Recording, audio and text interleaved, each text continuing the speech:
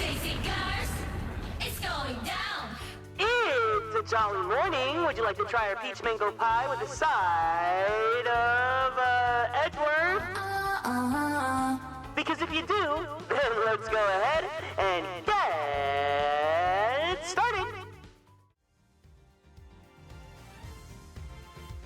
Hi, hey everyone. Welcome in. Hope you guys are all doing good today. Thank you guys so much for stopping by. Henrik, congratulations on being first. CV, hi, hey. Hope you guys are all doing good today. Thank you guys so much for being here. Oh my god. It feels like I have not streamed in so long. It's really funny because people were asking me, Kieran, did you like purposely, like, are you on hiatus or something? I was like, no. I kind of just closed my eyes and suddenly a week passed by.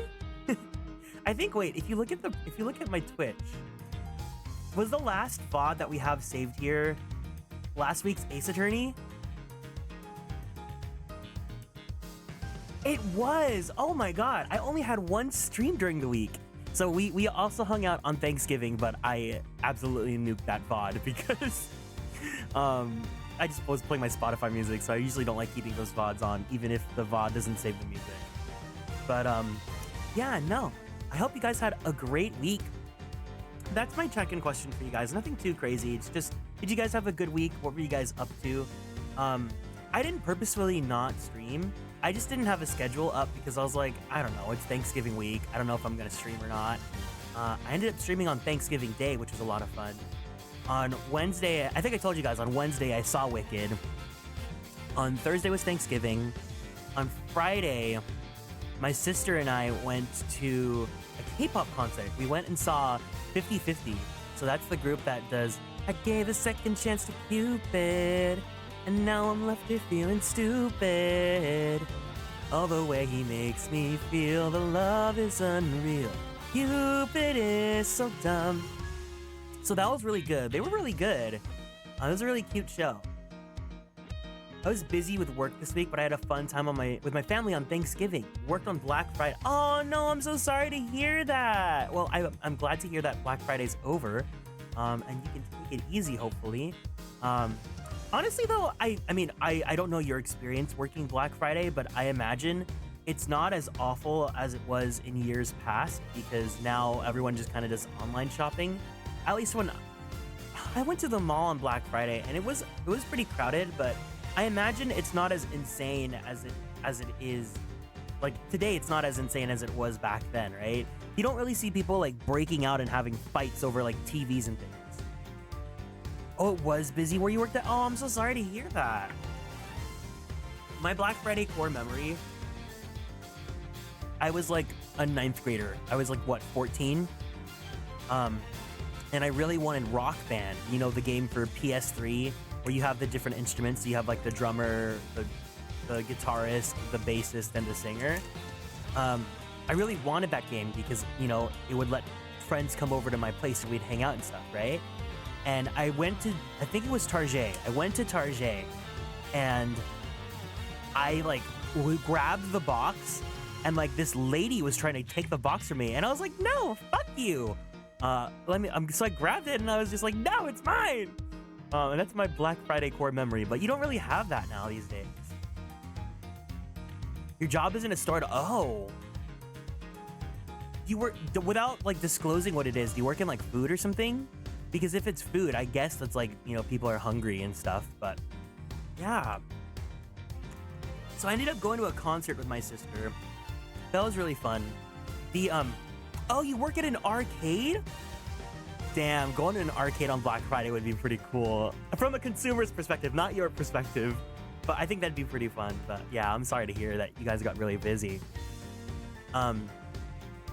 Yeah, I hope that you're getting some rest now. I hope today's your day off.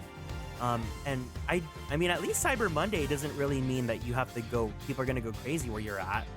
But speaking of games, I've been telling you guys about this for so long. I've wanted this forever. And I finally decided to pull the trigger and get this. Because like Amazon was doing like Black Friday all week and it's still doing like Cyber Monday. But I finally got the Switch stuff, that is literally just my aesthetic. Look, so there's a dock and there's a case, but here's what it looks like together. Isn't it so pretty? So there's this. Here's what the Switch case looks like. So the little like joystick covers, those are my own. Like it's the Cardcaptor Sakura and the Sailor Moon, but then like this like purple magical girl thing. It's literally just my aesthetic. Look. And then here's what the dock looks like by itself. It's so pretty. I love it so much. I'm so happy I bought it. Honestly, I should have pulled the trigger earlier because Geekshare just has a lot of really cute stuff. Geekshare, please sponsor me. If they ever do more of this collection, I would definitely grab more.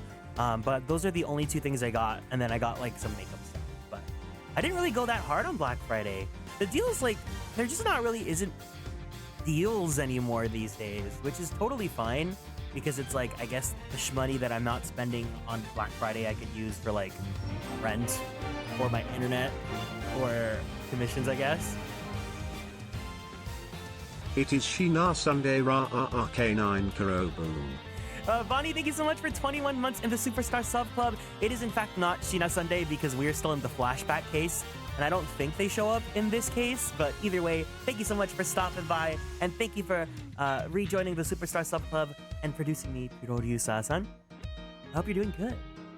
I'm so sorry to hear the news, but I hope that you're able to keep your chin up and have a good time regardless.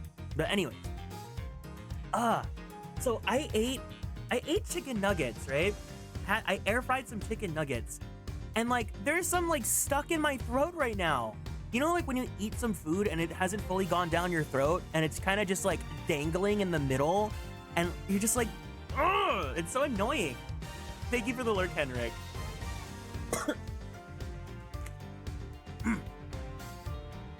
I need something to try to like push this down my throat.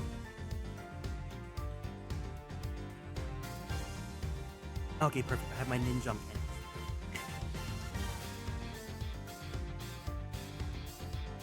Give me 1 second.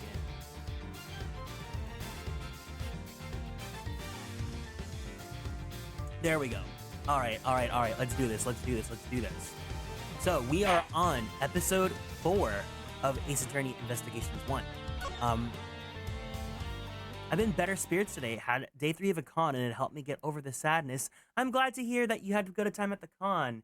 But remember, you know, no matter what happens, at least you had good memories with your Oshi. I also didn't realize that I'm on the latter part of this case. Like, I guess we're almost done with this, so we'll see how this goes. September 10th, District Court, Courtroom number 3.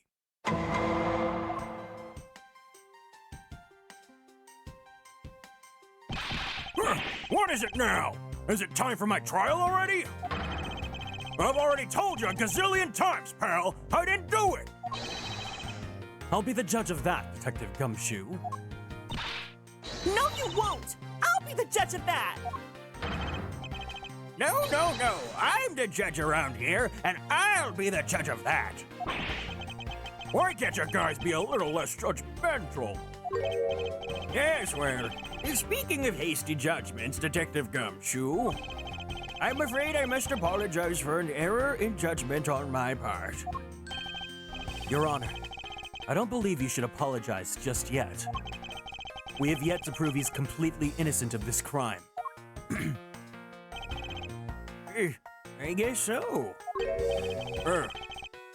What are you guys talking about? Wait, that's not my Gumshoe voice. Hey, pal. What are you guys talking about?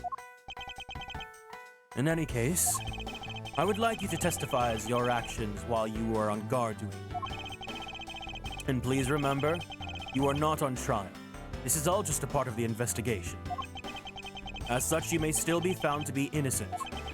However, if you should give false testimony... No! My whip will object, loud and clear! If you are found to be lying, you will be held indefinitely. Understood? I gotcha, pal. Thinking back to the state of the crime scene and the judge's testimony, it's obvious that Detective Gumshoe's lying. And if I can't break his lie, then we may never get a break in this case.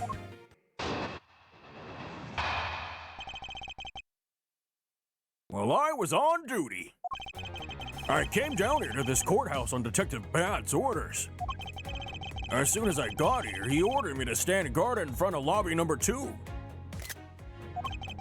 From that time on, until I heard the gunshot, I was in that hallway the whole time. On my honor as a detective, I swear it wasn't me, pal. He's still singing the same tired tune. In that case, I'll just have to change the melody. I know he's lying, and it's time I pulled the information I need out of him.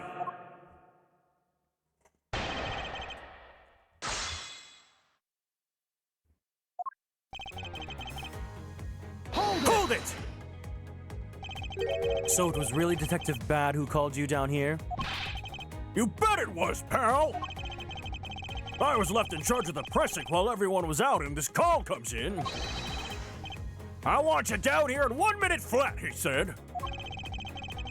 Well, I thought this was my big chance. My first case, so I made a mad dash down here. Gummy almost looks muted in color with it. I'm saying he looks so weird with this. He needs the green. Oh. Welcome in, Suki. Although, I couldn't exactly get here in a minute flat. So how long did it take you? About 10 minutes, I guess? And what was Detective Bad doing when you finally made it? He was waiting for me down on the first floor in the entranceway, pal. Hold it! And by he, you mean... Detective Bad, of course, and this being my first time at the courthouse. He also walked me up to the 3rd floor hallway in front of the defendant lobbies. And did you meet anyone along the way?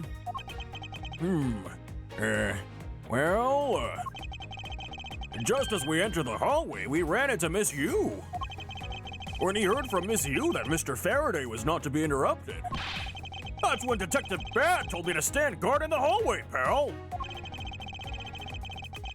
So far, Detective Gumshoe's testimony is matching up with Detective Bad's.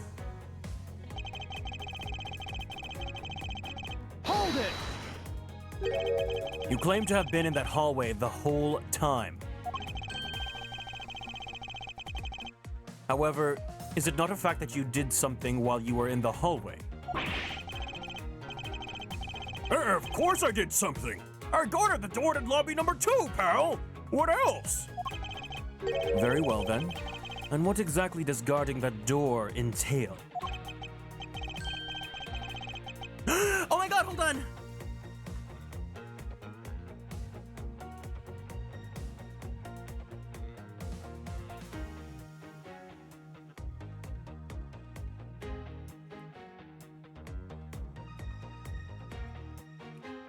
Oh my god! Sorry, I just got a DM from my friend, and she said she got engaged! That's so cute! Aw, my friend from, TLDR, like, one of my friends from college, like, we were all, like, dorm roommates, or dorm, like, suite mates together, and she's like, yeah, he just proposed! And I literally, like, this is a friend that I don't talk to that often. I only talk to, like, once every few months or so. So the fact that she, like, DM'd me about it, I was just like, welcome in, KK. Sorry, I'm just like, I have to be there. That's so sweet. You have to tell me the entire story.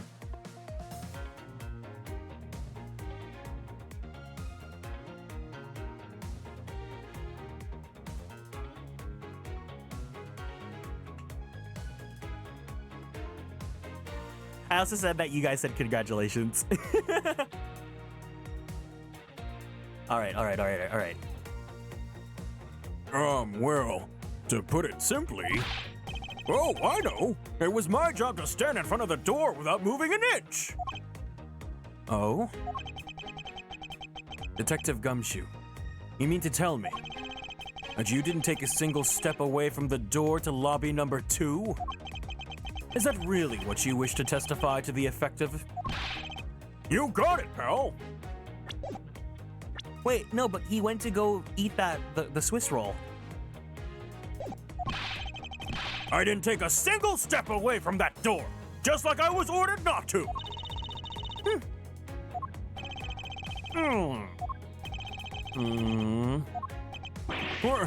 Why is everyone so quiet all of a sudden? Because we are all in shock and in awe of your utter stupidity.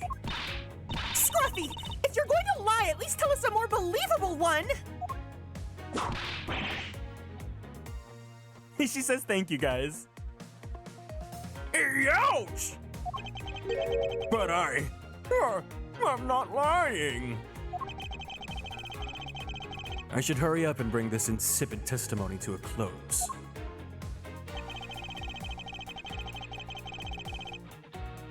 I love how this doesn't even take you to the next dialogue. It's like, this is the one.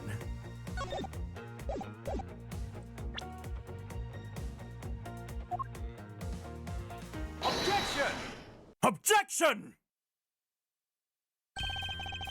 I have an objection.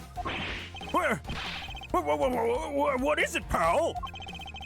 Detective Gumshoe, I wonder if you might recognize this from somewhere? Hey, it's one of those things. The courthouse special Swiss rolls, right, pal? Precisely. In that case, I suppose that you also recall the sullied hallway bench? Hey, you know what? I think it was probably me who did that.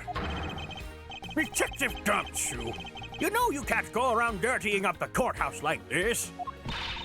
You inconsiderate, slovenly pig! Yeah! I promise to clean it up later. I swear. Now then, shall we get down to business? About the fact that you didn't move even a single step from in front of that door. If that really were the case, then how were you able to buy a pack of Swiss rolls? Ah! Furthermore, if you didn't move a single step from in front of that door, how did you manage to get the bench dirty with your grubby hands? Ow! It appears that Francisca's whip can do more damage than my words alone can. All right. I confess, pal.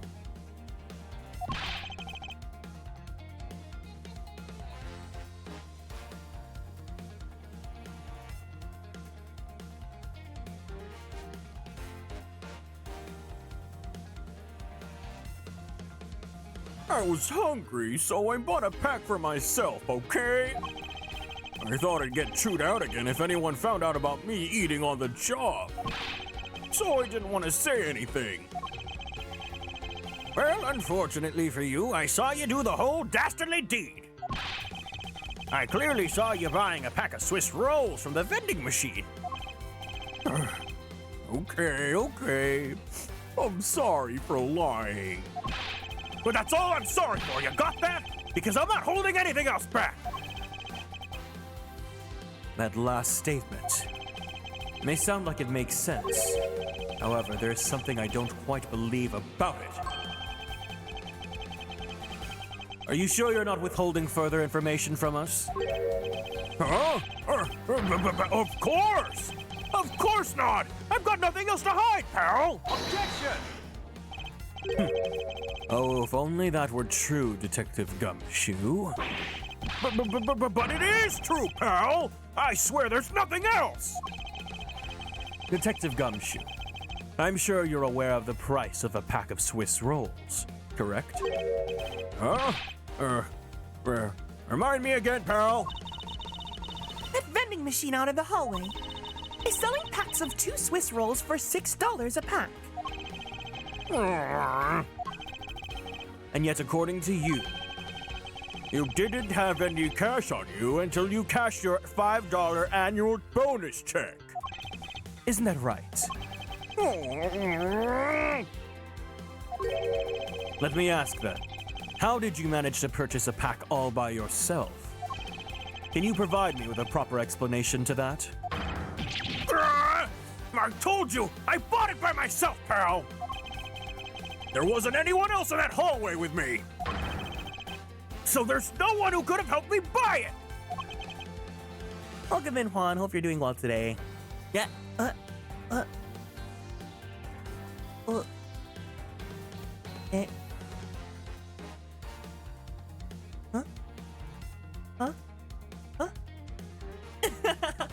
Thank you for the dote. Welcome in, Princess Emily. Hope you're doing good too. Thank you guys for stopping by. I also totally forgot to tell you guys, yesterday, I just spent the whole day like playing Dragon Quest. I normally it's not my cup of tea, but I was like, you know what? Let's just play a game for myself. And I ended up really enjoying what I've played so far. So I might play some more after this, but we'll see. Maybe I'll do maps. I don't know. Gumshoe's in deep trouble.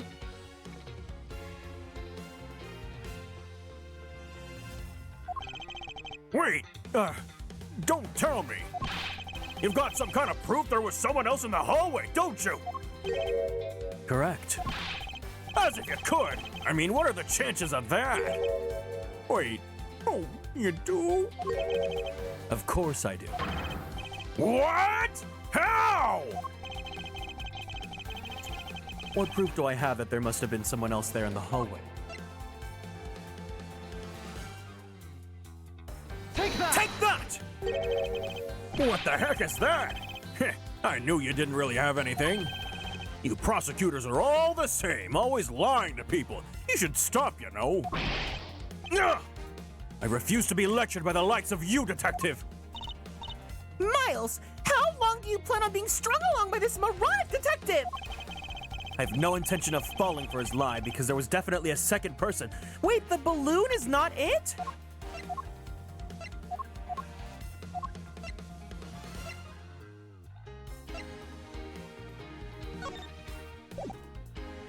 I guess it's just a Swiss roll.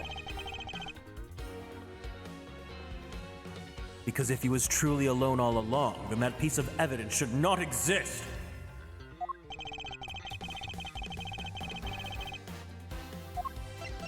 Take that!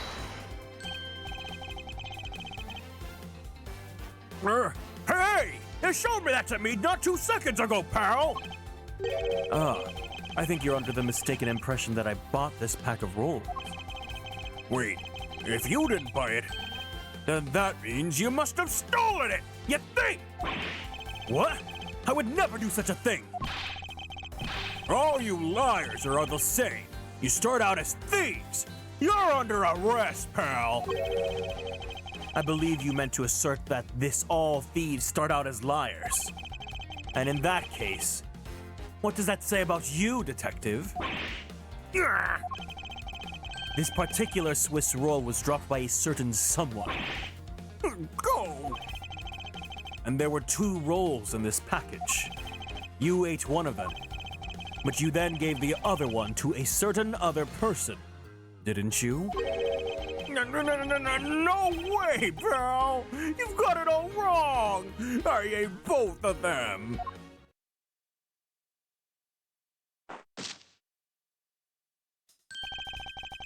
It would appear that we've caught you at last. Hey! Don't you dare do anything bad to that girl!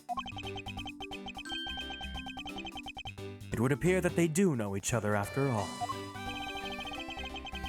So why do you continue to come up to me and kick me?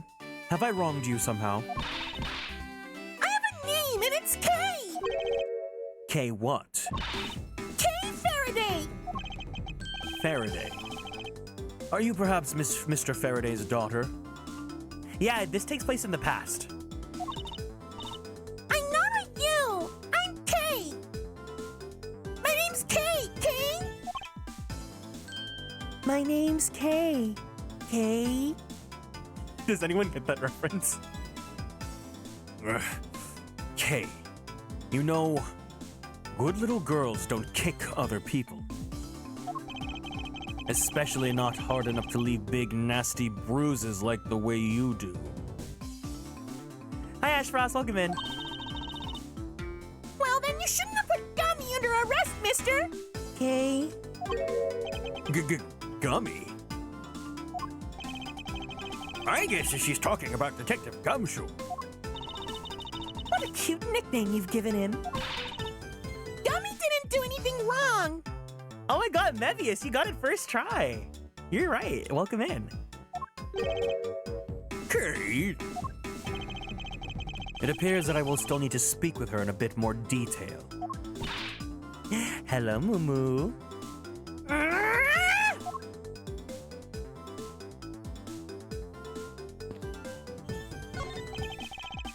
It's the witness stand. I'll make sure that each and every person here that ever stands here will be found guilty. There are others besides the defendant that stand at this podium, you know? I don't care! Just make sure you never end up standing in one of these, or you'll be sorry. I'll keep that in mind. It appears that we've caught you red-handed eating a Swiss roll. Look, I'm sorry about lying to you, pal. And? Do you have nothing else to say? Sure do. It was so fluffy and sweet and big. Just like you, Detective Gumshoe. Oh, it was perfection, pal. And totally worth every penny of my bonus. I see. Well, good for you, Detective. I can't believe it, but it's almost funny when a fool is this unbelievably foolish.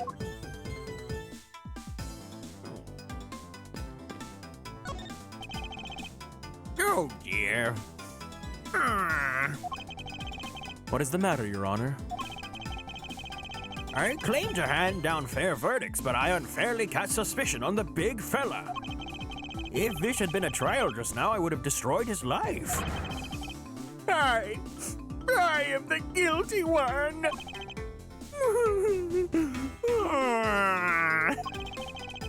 We all make mistakes, Your Honor. Everybody makes mistakes. Everybody has those days, as they say. Although, if you were to make a mistake during a trial, then it would be quite unforgivable. Do you guys think Edgeworth would listen to Hannah Montana? I think he would.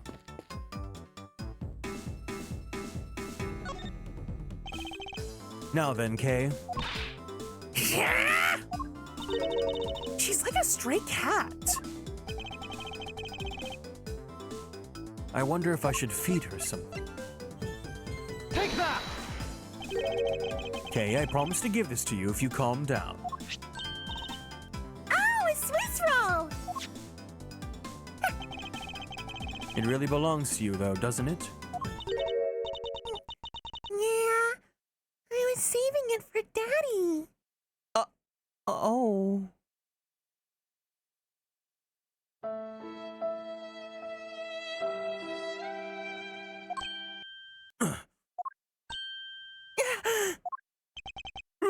Oh, my. Your father.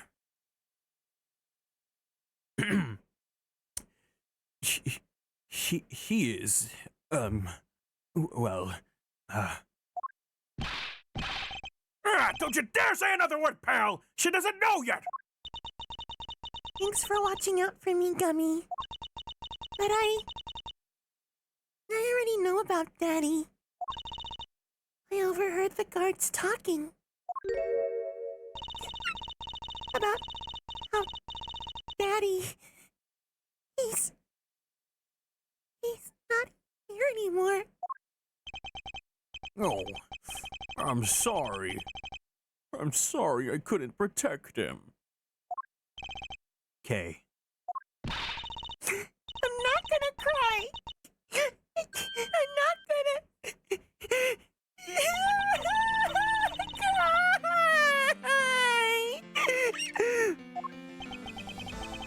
It's all right. Let it all out. Your father just passed away. After all, oh no, because he knows what that feels like because his dad also died too.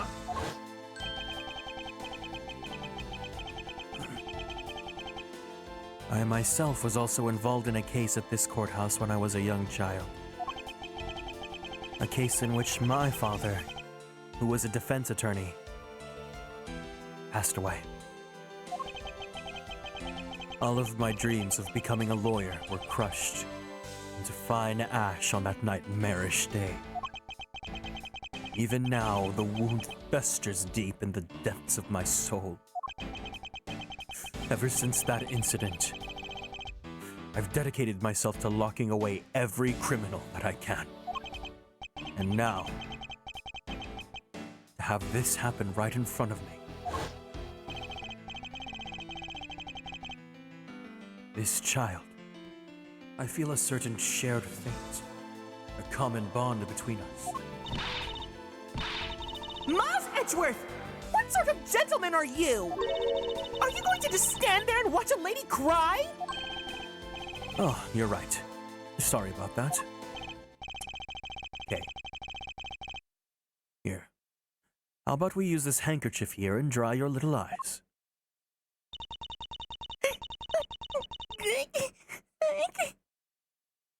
Aww, edgy. Wait, edgy? K? This really is Star Ocean 4. Edgy.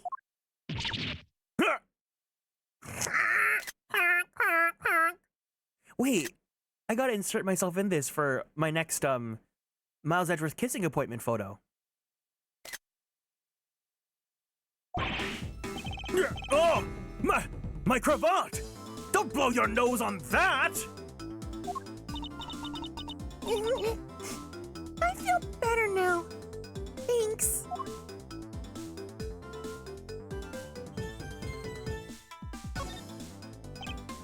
Okay. Are you going to be... alright? Yep, I'm already alright. Somehow I highly doubt that, but I'm not going to push it. I promised Daddy I'd never cry in front of strangers. And you're a good kid, aren't you, Kay? You always keep your promises, right? That's right. Even if I can't see Daddy anymore, I'm still gonna keep all my promises. You're a very brave girl, Kay. You're a very good child for keeping the promises you made to your papa. I'll even testify that you didn't cry. Just for you. Thank you very much, lady. It's nothing. I'm only telling the truth after all. It would appear that because her father was a respected prosecutor, Francisca is sympathetic to Kay's feelings. Kay, what kind of person was your father? Daddy was a hero of justice. His job was to catch all the bad people in the world. So to you, a prosecutor is a hero of justice, huh? I suppose we are, in a sense, as we are the ones who seek guilty verdicts for criminals. Plus, you know what? Whenever I came to the courthouse, Daddy would buy me my absolute favorite treat, Swiss rolls. Oh? I want to be a hero of justice someday, just like Daddy. So I've been working really hard. I see. And what have you been working hard on? Welcome in, Milky Way. I've been working hard to keep all the promises Daddy and I made together. Wait, this is so... Aww. A promise notebook? May I take a look inside, Kay? Sure, okay. It appears to be an exchange diary, so it's between father and daughter. Mr. Faraday's writing conveys a sense of the kind of man he was. This little notebook just might come in handy later.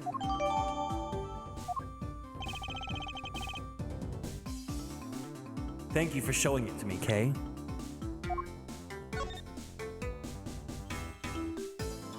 Kay's promise to Daddy. Promise I never take things from a stranger. Or promise 1, never take things from a stranger.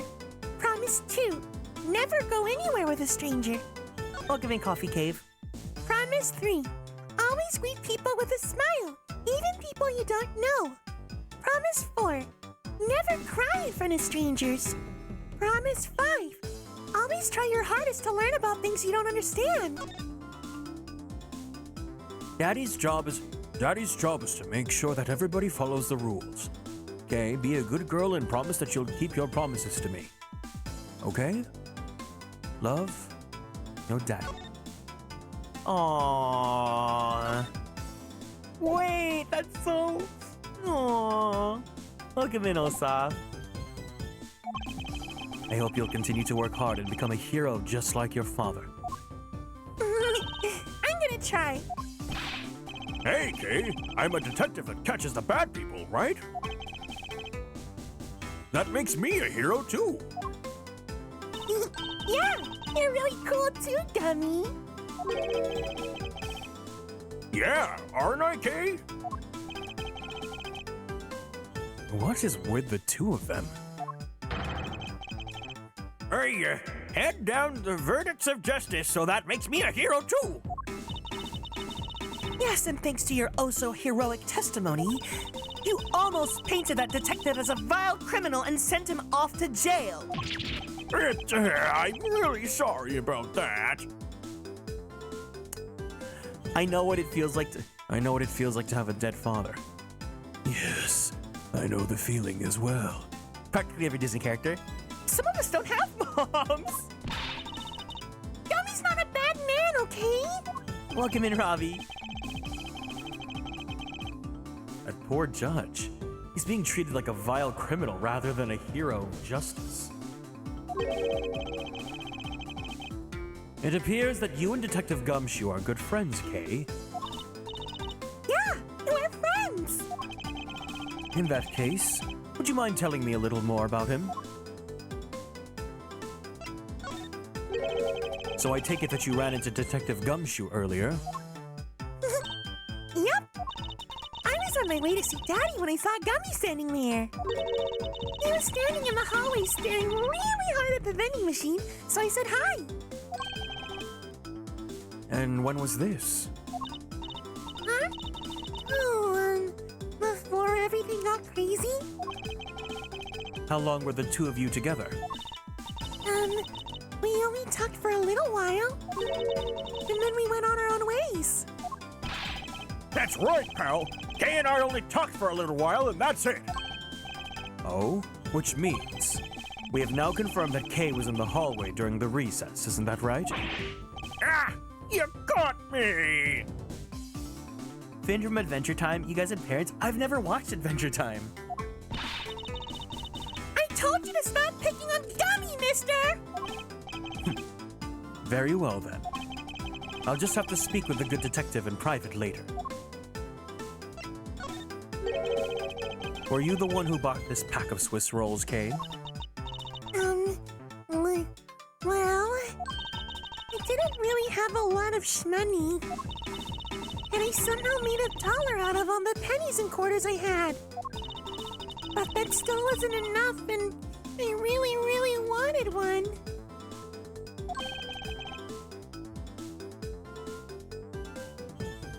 Come to think of it, she did come and ask me to exchange a handful of change for $1.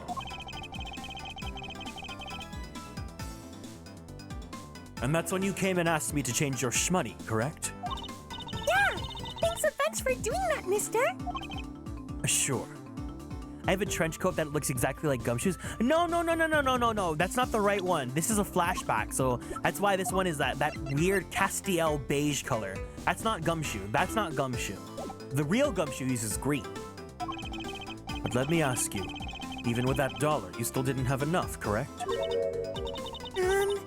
Well, that's why... Hey, if you bully Kay anymore, I'm gonna have to arrest you, pal. Need I remind you that you're the one already under arrest? Yo! Hi, Robbie. I sense that Kay is going to be less than forthcoming with this question. Sorry about your ruffly thing.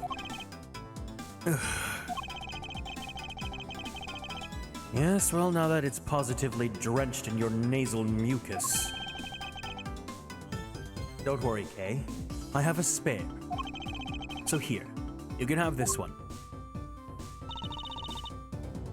Wait, you can remove the cravat? But Daddy said, never take things from a stranger. Oh, so it's one of the promises you made in your promise notebook, correct? Yeah, look, see? It's right here on this page.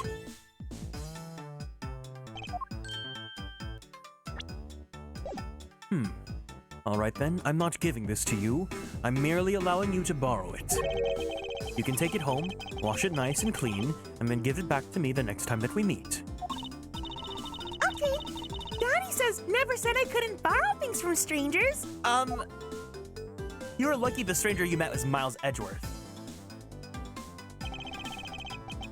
Now then, Detective Gumshoe. Uh-oh. It's kind of funny just giving a child a cravat. Well, how do cravats even work? Is it like a scarf?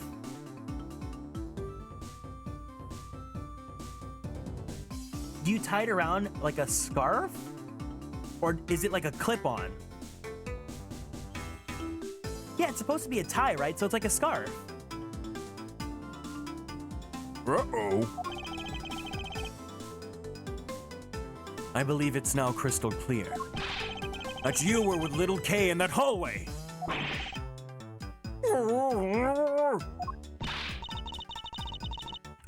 What's a cravat? It's basically like an old school tie. You see the little ruffly thing on his neck? That's what the cravat is. But like, yeah, it's basically like just like an old school tie that you would wrap around your neck.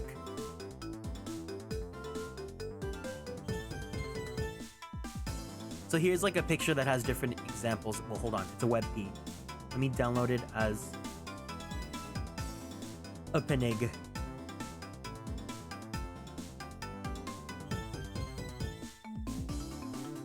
Where's my screenshots? Hold on. Here we go. So this is a cravat. These are like cravats. There's different ways you can like tie them.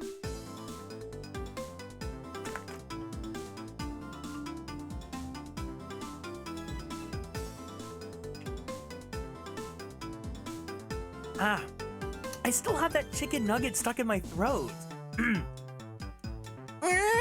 I told you to stop being mean to Gummy! Hold it! Miles Edgeworth! There's still something you have yet to resolve. Hey, little Bunmore, welcome in. I beg your pardon? You still haven't offered an explanation for why that man would lie to us. That's, well... Gummy, don't tell me you lied for my sake. Hey, don't worry about it, Kay. Everything's gonna be okay, Kay? Ah, so that's why. It comes from German because the German word for tie is Krawatte. Yeah, that probably makes sense because the von Karmas use like gratuitous German. So, what was Detective Gumshoe's motive for lying? If you can't explain that, then you can't call this a perfect investigation. His reason for lying is very simple. What? Here is what I believe to be his reason after I save my game.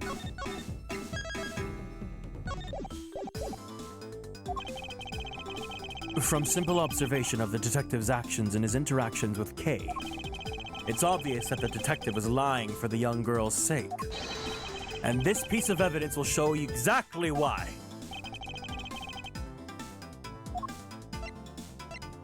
This, right? Take that!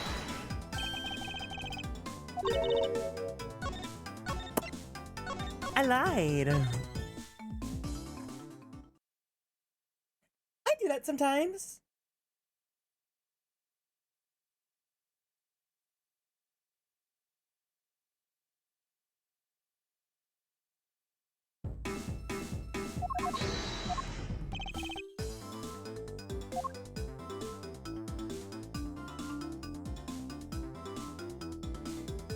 Is it the promises?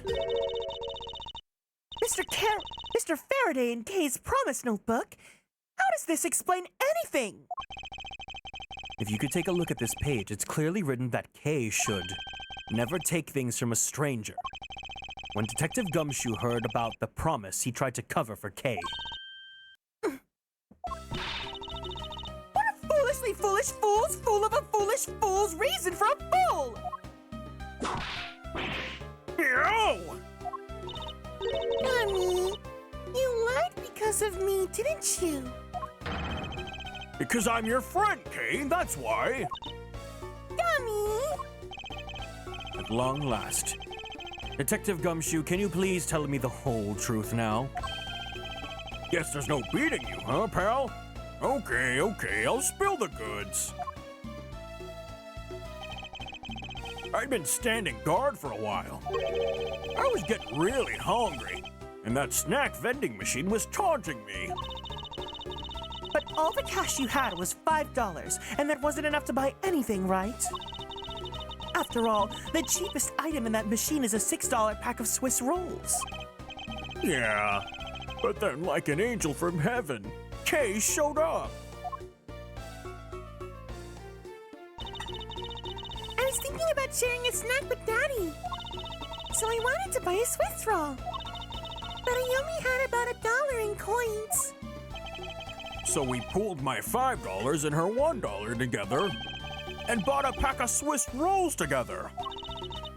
But I was worried about breaking one of my promises.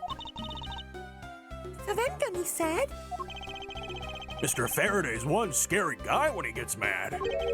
But don't worry, you won't get in trouble if I don't tell, right? Besides, you bought it with me. So you didn't really get it from me, you know?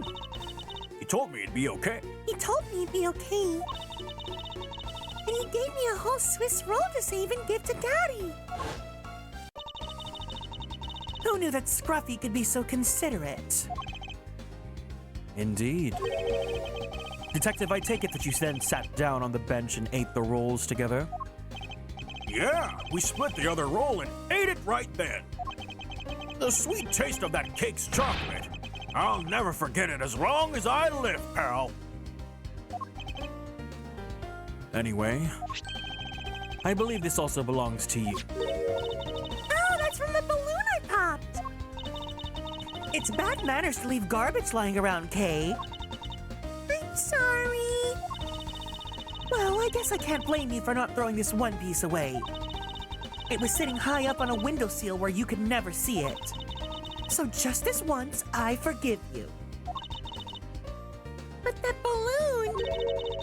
I wanted to surprise Gummy a little, so I popped it on purpose. And because of me, Gummy dropped his half of the Swiss roll. Wait! That's so funny! That's really funny, actually.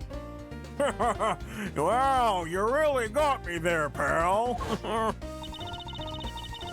So I thought maybe I should give Gummy this other roll. And then I saw you picking on Gummy, mister. So you kicked me. Is that it? You sure are a feisty one. I'm really sorry, mister. It's all right. I'm perfectly unharmed, except for maybe the few bruises that I have on my shin, but let's not talk about that. But about this Swiss roll. Would it be all right with you if I held on to it until Detective Gumshoe's cleared of all charges and free to go? Yeah, sure. Just make sure you give it to Gummy afterwards, okay? Of course. I promise. Now then, I believe we have proven beyond a shadow of a doubt that Detective Gumshoe was in the hallway for the entire duration of his duty, which undeniably proves that Detective Gumshoe could not have committed the double murders. Objection! Actually, it proves just the opposite, Edgeworth. You've just shown that Detective Gumshoe is the only one who could have committed the crime. What do you mean? It's quite rude to eavesdrop, Miss Yu.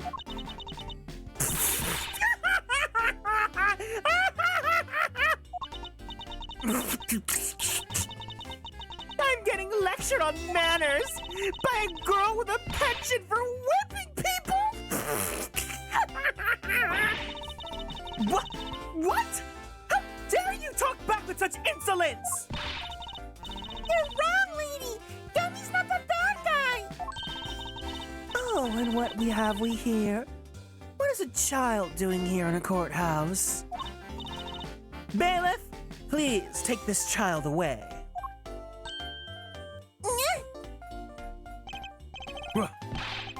Miss Callisto, you! That girl is Mr. Faraday's! I know. So what? You think that just because she's the victim's daughter, she gets to just run wild all around the crime scene? I think it's actually quite dangerous for her to, so to speak, of nothing getting underfoot. I suppose you're right. However, As long as we're in agreement on that point, let's get back to the real issue at hand. Now then, detective, you were in front of the door to lobby number 2 the entire time, correct? yeah, but... You see, isn't it obvious that it could only be the detective? He's the only person who could have gone into lobby number 2 at the time of the murders.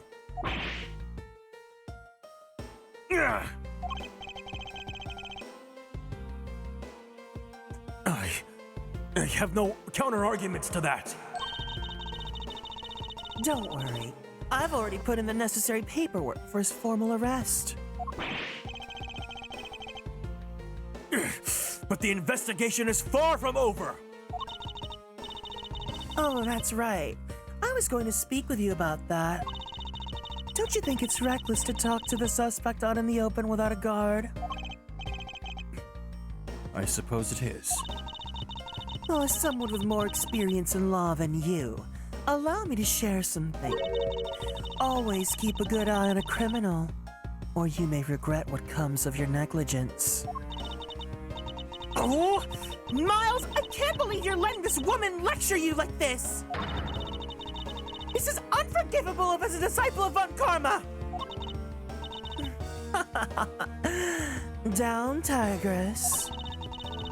Now then, I'll be looking forward to the results of your investigation.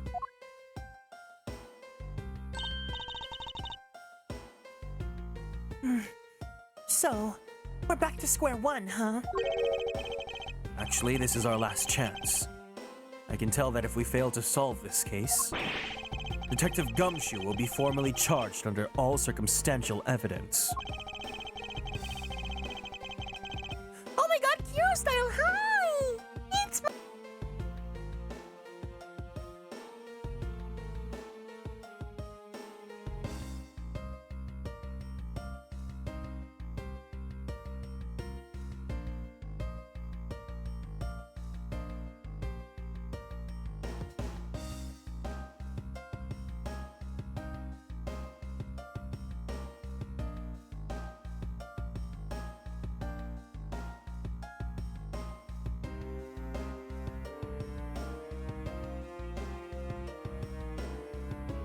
What? Oh no! Oh no, was I so excited? Was I so excited by seeing Kiro style here that the mic cut out? I was saying follow Kiro because he is doing Fakema streams, so he's gonna be fundraising for some really good charities. Please make sure you're keeping on a lookout for him on twitch.tv/KiroStyleTV and twitter.com/KiroStyle. Oh my god, Kiro style, hi!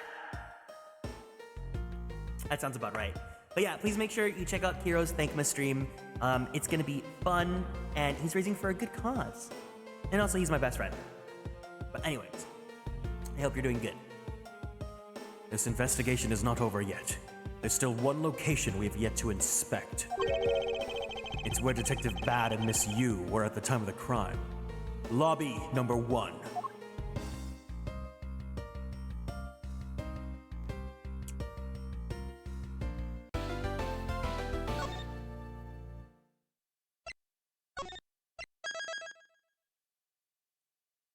Oh, the truth behind the KG8 incident.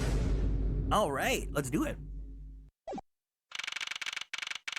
September 10th, 5:45 p.m. District Court. Defendant lobby Number 1.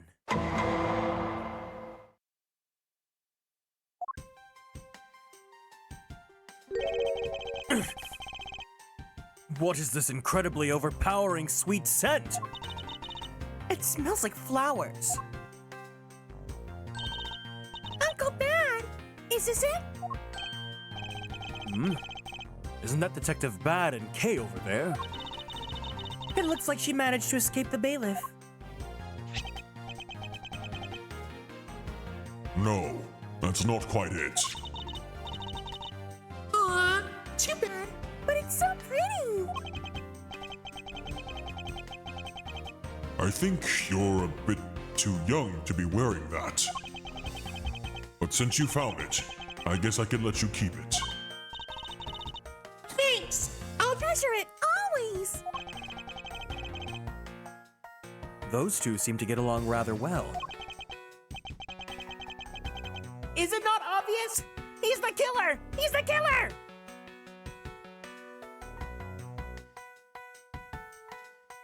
Oh, here. I've got something else for you.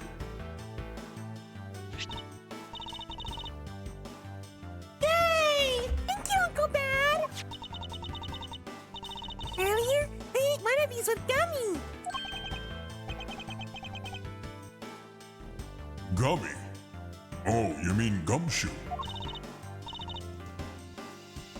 Gummy is.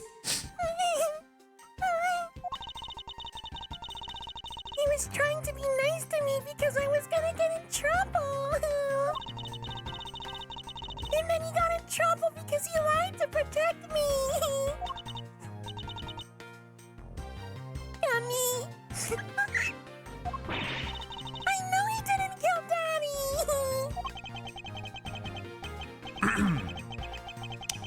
Don't cry. Faraday would be sad if he saw you crying. I'm not crying. Kay, Oh, it's the mister from before, and the lady too. don't you think it would be a good idea to go home for the time being? You're not involved in the investigation, so it's the best that you do. Actually, I'm Uncle Bad's assistant. So I'm related to the investigation. Is that so, Detective Bad? Yeah, I guess. What? You were just scolding us like kids to not mess up the crime scene! And now you let this child run free? Why? People are free to investigate things outside the actual crime scene. You also had a few things she wanted to look into. Got a problem with that?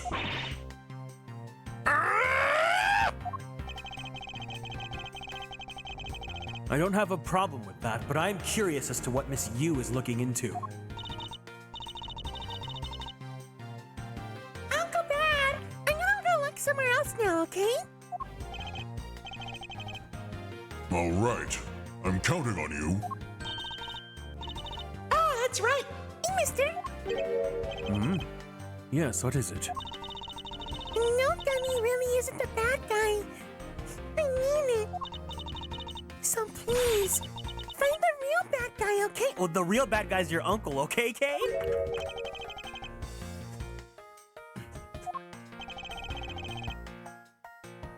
I won't forgive whoever did this. But in the absence of the perfect piece of testimony and evidence, there's no one else who could have been the true culprit other than Detective Gumshoe. She wandered off while I was pondering. Kiro. I also realize, if you're still here, I also realized something that's so incredibly awful. Kay says Kay, and Edgeworth's nickname is Edgy. Edgy Kay. Kay. His decorative plant's leaves are shinier than the ones in the plant in lobby number 2.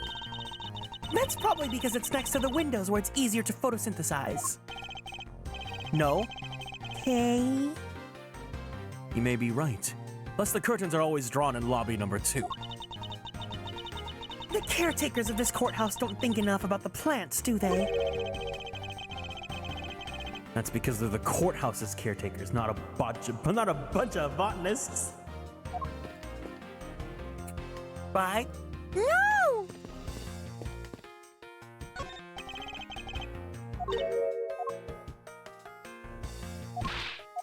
Hi, Lyra. Welcome in.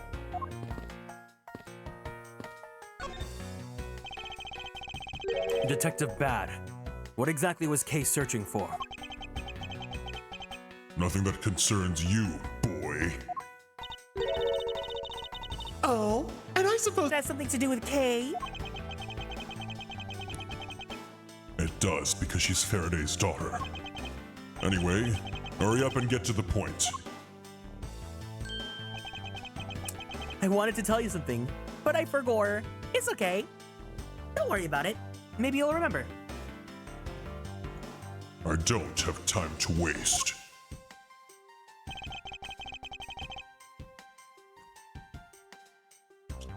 Sounds like you'd rather be left alone. I have something I would like to confirm with you once again. I don't have anything to say to you. Oh, no. Oh. Be that as it may, we still have questions that we need answers to. Now then, first of all, what was the overpowering smell that is permeating this room? Upon entering this room, I thought I was going to suffocate. It's that ultra-strong perfume you wears. She spilled some of it. I was having a bad time of it myself. I didn't think twice and opened the window, but that smell's still here. Perfume. Huh? So the sweet scent in the air is perfume. Well, it's giving off quite a stench. I bet it's some cheap no-name brand. She says it's a famous brand from overseas. Kilometers blood. I guess the nickname could be like Kilo or Kylo. Kylo Ren Edgeworth. It's a knockoff. Yes, definitely a knockoff. No shade, but she forced one of these bottles on me. Here, little girl, you can have it. I was born for a much more expensive and refined perfume. However, seeing as you just so happen to have a spare, I suppose I'll take it. Miles Edgeworth! You will hold on to this bottle without fail.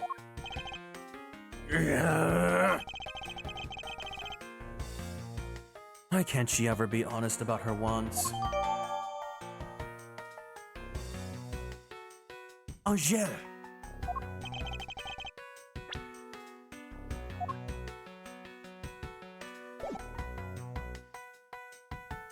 So, now we have the perfume Miss Yu wears. Just fantastic.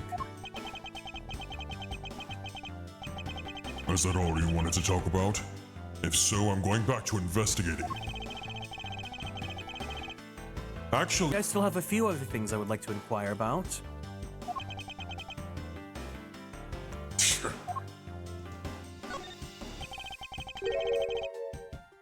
So You were in this room the entire recess? like I said, I made a call to the precinct to get that big lug down here. But other than that, I was waiting for the recess to end in here. Thank you so much for subscribing with Prime Gaming. Thank you for producing me, Produce-san, and welcome in Saving Grace. At least your story's consistent. Earlier, you stated that you were in this lobby with Miss Yu. Yeah, I ran into her in the hallway.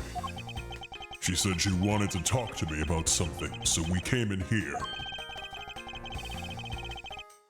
Then What what? you're saying is that until Detective Gumshoe's arrival, you and Miss Yu were in two different locations? Guess I am.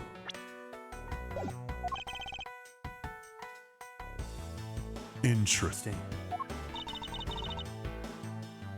Speaking of that lawyer, she seems to have a great dislike for you.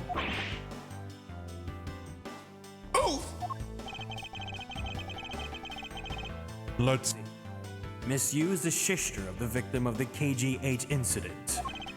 And as I recall, Detective Bad was the lead detective on the case. I wonder if the reason for her disdain isn't simply because you failed to guard Cece, but because you were the lead detective on the case. You knew? I also know that today's trial involving the Kodopian Embassy staff member is being referred to as the second KG-8 incident.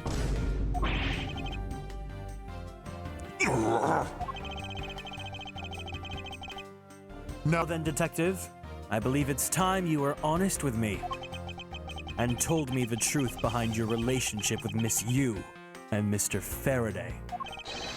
And the KG-8 incident! If you already know that much, I guess it'd be alright to tell you. Okay.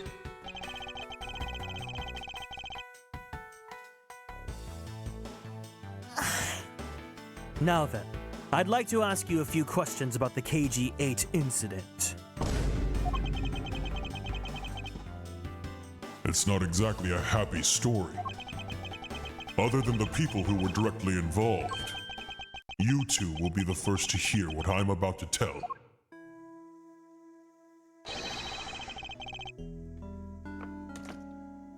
The honest truth behind the KG-8 incident.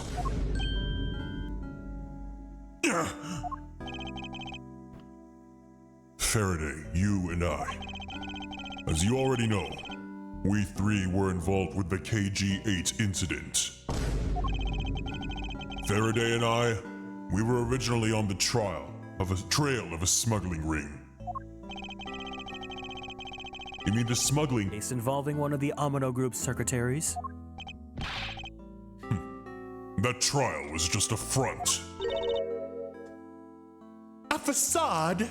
Oh my god, does anyone remember the game Facade?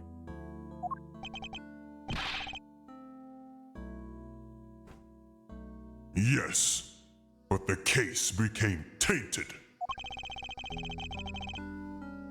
All because the witness who was going to testify about the Amino Group's ties to the smuggling ring, CCU, was killed.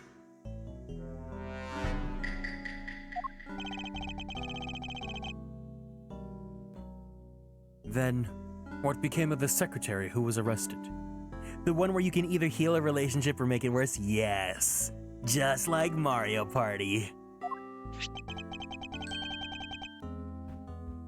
His name was Colin Deveray. To be honest, the guy didn't know a thing about the smuggling ring. But he confessed to knowing about it anyway. Deveray was probably being intimidated by the big boss man. Just another scapegoat.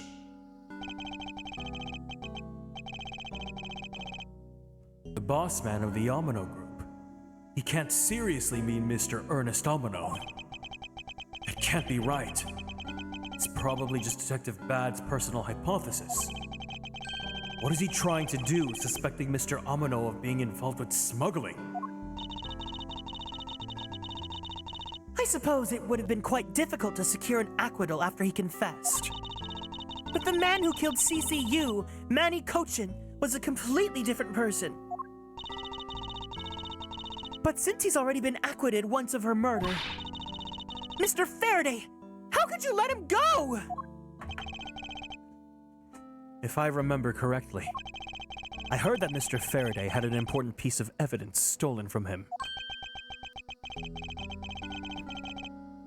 That wasn't Faraday's fault. It was mine. I wasn't vigilant enough. Faraday, Cece, I was supposed to protect them, but Is he the real Yatagarasu? Miss Yu did mention As well. About how Detective Bad was supposed to guard her sister. But even I, who was supposed to protect them, I fell into their trap. What Kind of a trap. The holes in this jacket are a testament to that trap. You mean you were fired upon? You were shot that many times in one gunfight? I see you're coming up with theories. Yes, but please don't prove them right or wrong. Let me be Delulu. No. Only about half of these are from that case. But the reason I continue to wear this jacket is to remind myself of the lessons I learned from the KG-8 incident.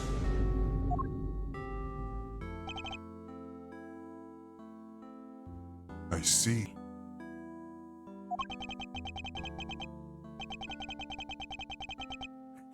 Please, please, please, don't prove I'm right. I couldn't protect CCU, and the suspect was found not guilty. We had hit a brick wall. Oh my god, stone wall! Through the first brick. As far as the law was concerned. And that's when she came to the courtroom. The victim's sister. That's when I first met Callisto Yu.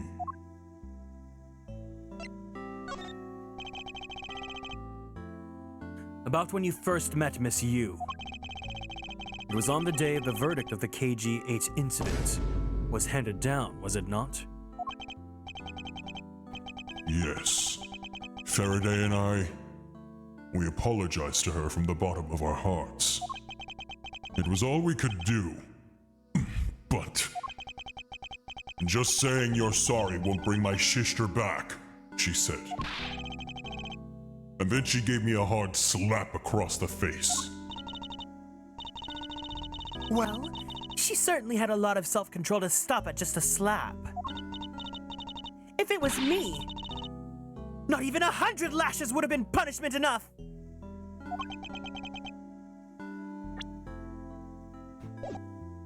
I suppose not. You said it herself. That she never wanted to see either of us ever again. After that, you've seen her many times over, correct?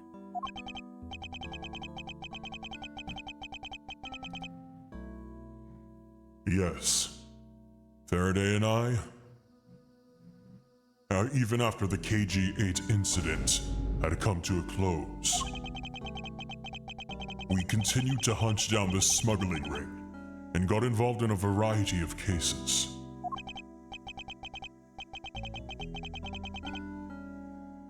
But it was no use.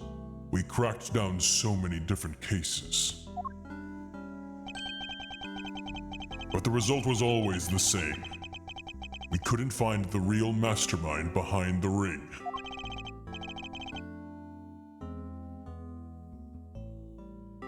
Is the ring?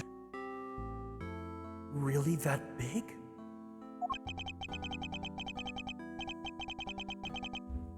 It was in pursuit of the ring that we met you once again. It was during another trial related to the smuggling ring. Faraday was the prosecutor, and I as the lead detective. took to the witness stand. You. She peered out of the blue as the defense attorney.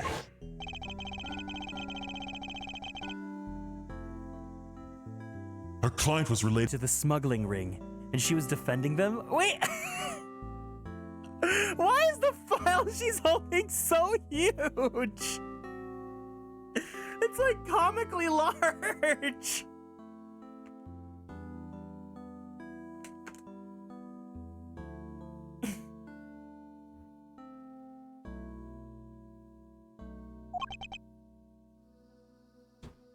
Yeah.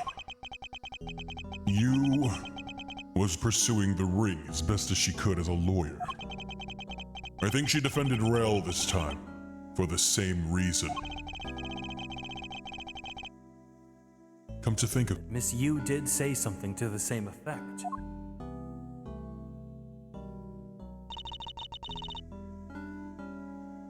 I have my own agenda.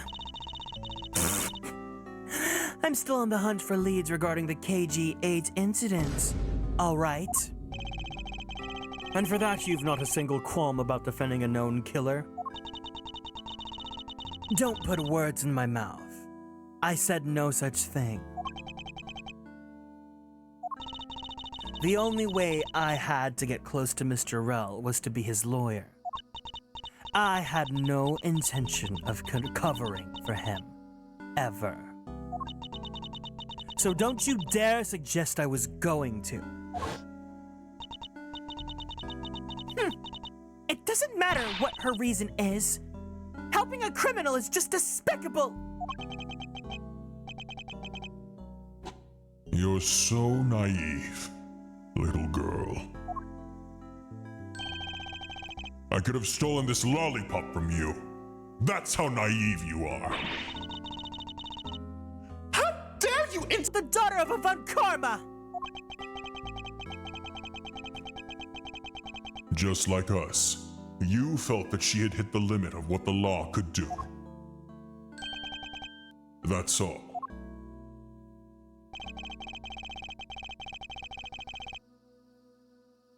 Franny? Oh my god, I've never seen anyone call her that. Yeah, so Franziska, I'm someone that is not a big fan of tsundere characters in general, and when I first played Justice for All, I really didn't end up liking Franziska, but like understanding the full perspective of like her universe of like how she grew up and stuff, like it makes sense why she acts the way she does, and I get it. I'm still not her biggest fan, but like I understand why the character behaves the way that she does. The law's merely a tool. There's no limit to it, only the skill of the craftsman. You two are still too young, but one day you will know what I mean.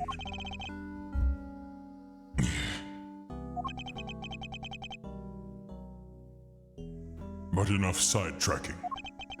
What matters is that we meet you again in pursuit of the smuggling ring. That's all.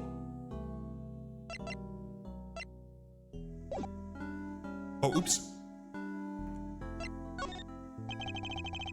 So what was your relation to Mr. Faraday?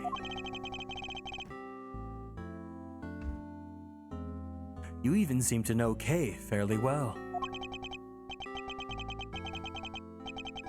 I met him when he was a rookie prosecutor. Known him ever since. And Kay, I've known her since the day she was born. Faraday and we cracked quite a few cases together. But you two seem to have made no progress at all in the Yatagarasu case.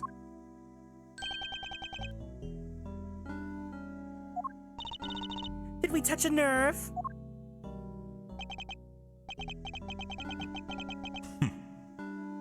I only have one thing to say to you. No one knew more about the Yatagarasu Then me and Faraday. Oh my god, they were both the Yatagarasu! That's why I was called upon to testify in today's trial.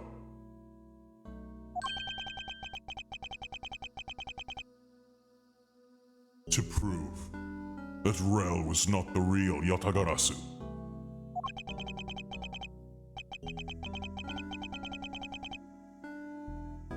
Which I would have done if he hadn't turned down and accused Faraday. After the accusation, I was asked to testify, but this time, to prove or disprove the accusation. But I guess I won't be doing that either. I sense that there's more. That statement that meets the eye. Perhaps a bit more digging into the Yatagarasu is what's necessary. Oh my god! My pack stamina just restored. I can do another roll in Pokemon TCGP! You claim to know more about the Yatagarasu. Would you care to share what you know with me? What you two should be looking for right now is proof of murderous intent towards Faraday and Rel. I agree, which is Exactly why I'm asking you about the Yatagarasu. what? The KG8 Incident. And this quote-unquote second KG8 incident. Both of these cases are tied to the smuggling ring. And in both of these cases, the witness was made to testify about the ring was murdered. However, there is one point at which they differ. Whew. And that is the presence or absence of the great thief Yatagarasu.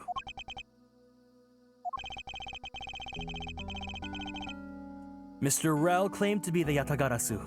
However, in the middle of the trial, he suddenly declared Mr. Faraday to be the real Yatagarasu. Then during the recess, they were both killed. Don't you find that to be the least bit odd? Miles Edgeworth! Stop beating around the bush and just spit it out already! One second. Bing bong.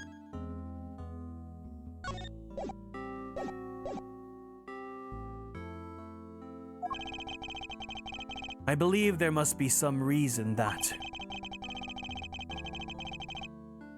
the two men suspected of being the Yatagarasu were both killed at the same time. A reason, huh? And so in order to catch Mr. Faraday's and Mr. Rel's cold-blooded killer, I feel that I needed to learn as much as I can about the Yatagarasu. if it will help you solve this case, then I'll tell you. I'll tell you the reason why we've never caught the Yatagarasu.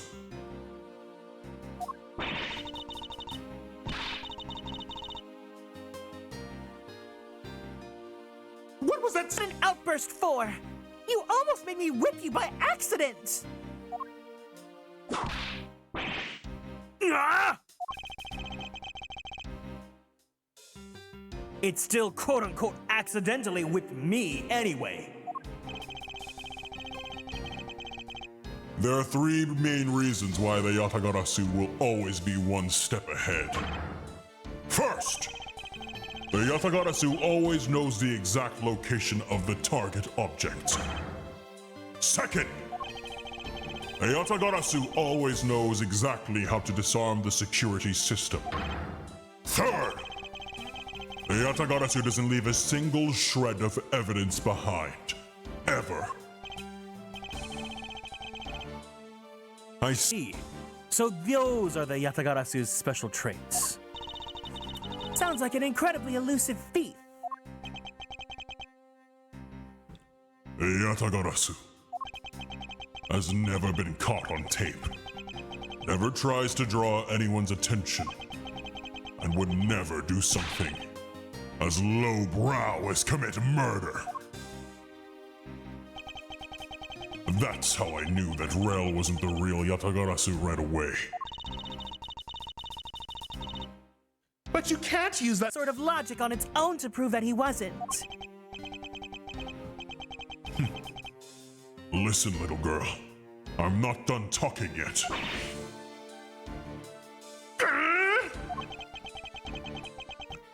What's different about this time was that evidence related to the smuggling ring was sent to the police. And the sender was none other than the one who infiltrated the Kadian embassy. The Yatagarasu. The Yatagarasu said. The evidence? Until now, the Yatagarasu would always publicize any corrupt dealings through the mass media. But not this time. The evidence this time was something only Faraday and I, and a select few others knew about. In that case, how can you... So sure that it was the Yatagarasu who sent it. That's easy. A special card that only the Yatagarasu uses was attached. That's how I can be so sure. And just what sort of card is it? Here, take a look at this article. Whenever the Yatagarasu wants to publicize something, a white card is sent along with the stolen information. But when we questioned Rel about what was sent along with the white card, Rel had no idea what it was. Ah. And that's how Detective Bad knew that Mr. Rel was a phony. Thank you very much.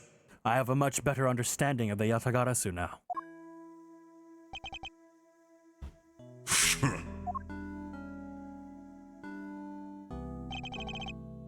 Excuse me. Mr. Edgeworth? Yes? His Honor would like to transfer the evidence from today's trial over to you. So if you could please head over to the courtroom, it'd be much appreciated, sir. Understood.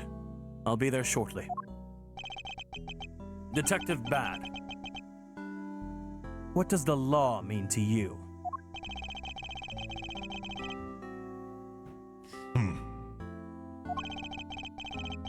Finding the answer to that question is the only reason I'm still alive.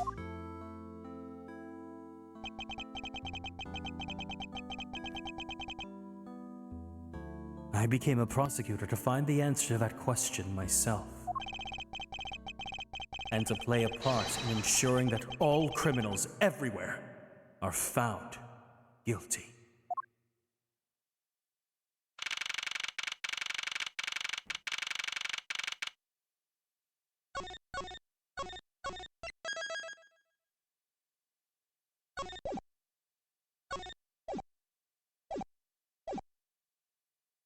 September 10th. District Courtroom. Courtroom number 3.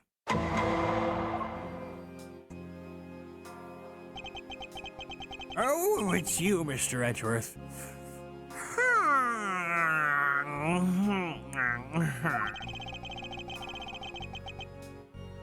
It appears that His Honor is still a bit dispirited. For the first time today, I experienced what it's like to stand at the witness stand. Now I have a greater appreciation for just how hard it is to give testimony. Well, there's no reason for you to be all depressed about it, Your Honor. As a judge, no one expects you to think about anything other than the verdict. Francisca, there's no need to further depress His Honor. But I'm not trying to, Miles. Your Honor. Your Honor, I've come to collect the evidence that was to be transferred to me. Your Honor, the evidence. Your Honor! Oh! Yes, how can I help you? I'd like to collect the evidence now, sir. Your Honor, do you think you can stay focused long enough to at least do your job? Yes, I'm sorry. And I would, except that the defense attorney is yet to arrive. She's busy with the investigation, so let's keep this brief, shall we? Very well. In that case, please confirm that all the pieces of evidence are present. Furthermore, the evidence that was used in the murders of Mr. Faraday and Mr. Rell are also included, so please go ahead and use them in your investigation into their case. Understood, Your Honor. The pieces of evidence that were used in the murder of those two men. This could be a very good chance for me to find new leads regarding their case. And maybe even something that will finally lead me to the truth. I placed all of the evidence over at the prosecutor's bench for you. I see. Thank you very much. I will go and confirm that they are all accounted for.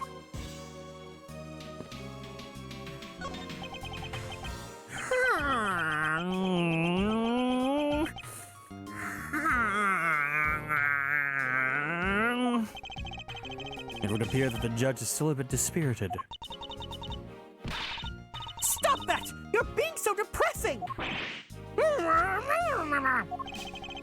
You should listen to her, Your Honor, before things go from bad to worse.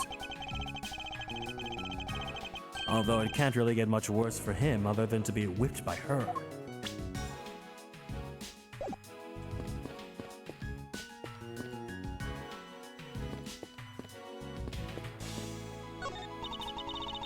This must be the judge's desk. You can tell by the gavel sitting at the top. I had a dream once that I was being squashed from above by this gavel.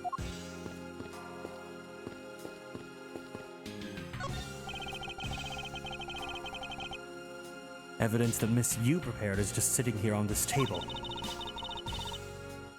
You know you can't just walk off with it, right? Of course I do. Miss Yu must have been caught off guard by her client's sudden accusation. I wonder how she would have defended Mr. Rell in that case if he was still alive.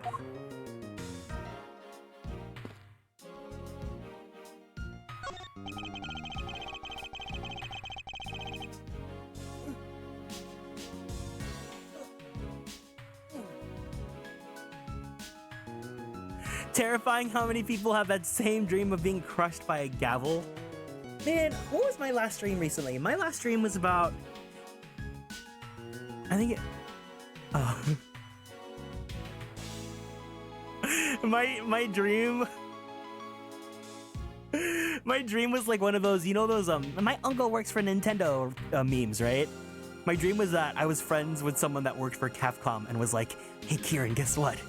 The next Ace Attorney game's gonna be released on December 10th. And I was like, how could it be released on December 10th? It's like next week and they did not announce anything. They would never do that.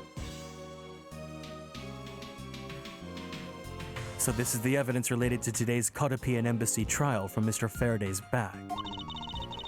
You mean the evidence bag that was on the table in lobby number 2, right? Yes. Finally, we can now take a look at the evidence itself and not just the data about them. Let's be sure to thoroughly examine them while we have the time. Agreed.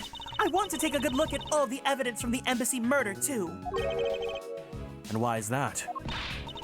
Because I still don't fully understand what today's trial was about. Don't point your crop at me just because you don't know something. And don't you try to order me around just because your papa chose you today. I see someone is still sore about not being picked by Mr. Von Karma.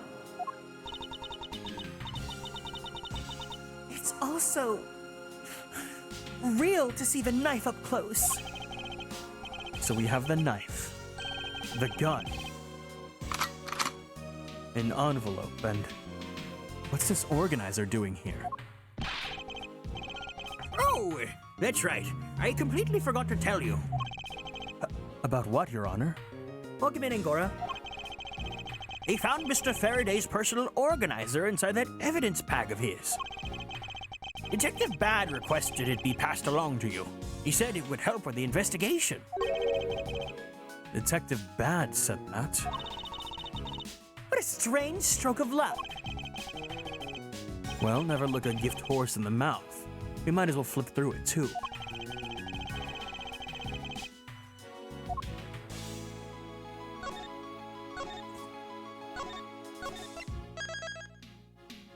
Dang, these cases just get longer and longer. Mr. Faraday's organizer. It appears he was in the habit of using it. It looks like he wrote his strategy for getting Mr. Rel convicted down in here. I've collected the evidence I need to prove that Rel was the killer. Between the handgun Rel had on him when he was arrested and the surveillance tape, I should be able to prove that he was the one. It appears that Mr. Faraday honestly believed that Mr. Rel was the killer in this case. The sound of his handgun going off was recorded with superb clarity on the surveillance video. I also have evidence that I can use to prove that Rel is not the real Yatagarasu. And it would also appear that he had proof that Mr. Rel was not the Yatagarasu. No matter how hard he may try to play it, as long as I have the Yatagarasu key, I can prove he's a phony. If I present it to him in court, it should clear everything up. And he apparently also had a very definitive piece of evidence. It's been a long battle. I hope that this will finally bring it to an end. Yes, I believe that Mr. Faraday was well prepared to discredit any claim Mr. Rel may have made about being the real Yatagarasu. And he had way to prove that Mr. Rel was the guilty party in the embassy murder. This organizer is a clue straight from Mr. Faraday. I'll have to take my time and give it a thorough read later. I did it already. Look! There's a picture stuck between the pages here! It appears to be a key. And a rather ornate one at that. Just look at the design on the handle. The craftsmanship is superb. Could this be the Yatagarasu's key Mr. Faraday mentioned in his organizer? Yatagarasu's key? Detective Bad said something earlier.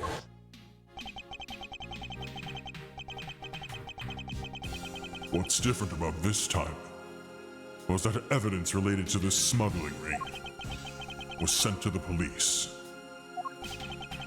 And the sender was none other than the one who infiltrated the Kotopian embassy, the Yatagarasu. The Yatagarasu sent the evidence? Until now, the Yatagarasu would always publicize any corrupt dealings through the mass media. But not this time. The evidence this time was something only Faraday and I, and a select few others knew about. Did I miss young Zeno? Who's that supposed to be? Pokemon Relix. Mr. Faraday must have been trying to keep the secret key safe. As the prosecutor on both the Yatagarasu and smuggling ring cases, that's to be expected.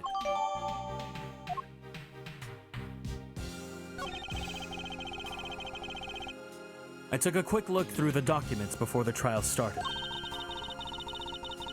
Oh, Edgeworth. Yeah, no, he's still here. Well, I wasn't even afforded the opportunity to skim it. I suppose I should explain it to you then. Yes, you should. Perfectly, and it's in entirety, if you please. On the night of September... Oh. Do you remember the 8th night of September? An embassy staff member was killed in front of the embassy. The staff member died of shock due to being shot in the heart. Mac Rel was brought in that night as a suspect and thoroughly questioned. Because the murder weapon was found on him, for which he was arrested on the spot. A simpleton of a man, that's what he was. Perhaps he was, for the weapon wasn't the only incriminating evidence we had. Mr. Rell was caught in the act on film by a security camera. He was an even bigger simpleton than I thought. I can't believe he didn't notice a security camera! The Kotapian Embassy's security system is supposedly very well designed. He may have simply not have been aware there was a camera in the area. So, have you seen the contents of the video for yourself? Yes. The surveillance video the security camera took was played during the trial by Mr. Faraday. You can clearly identify Mr. Rell on it. Even the sound of the gunshot was crystal clear. So the footage included sound, huh? I don't think I'd ever want to see the moment of someone's death in real life. Me neither.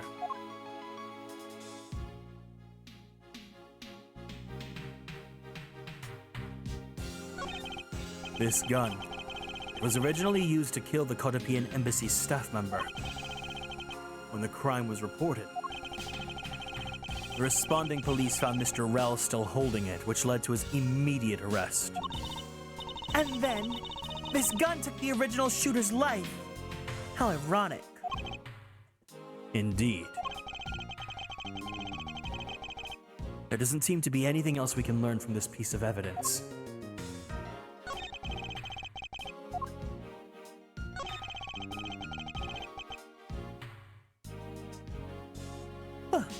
It's the knife that was used to kill Mr. Faraday. Who would have thought that such a beautiful piece of art could also be used for such a cruel act? And it's never crossed your mind that you use your riding crop for the wrong purpose? That's odd. What is it? Mr. Faraday didn't mention anything about a knife in his organizer. That certainly is odd. The weapon that was used to kill the Kotapian Embassy staff member was the gun. But if it's the case, then where did that knife that was used to murder Mr. Faraday come from? Isn't it obvious? It was brought into the courthouse by Mr. Rell! That's the only logical conclusion, right? No, because it's not that easy to smuggle a weapon like that in here. Every person who enters the courthouse doors is checked thoroughly for contraband. Furthermore, the suspect was handcuffed, making it impossible for him to bring a knife as large as this inside. In that case, how do you suppose this knife ended up inside the courthouse? It's the key, isn't it?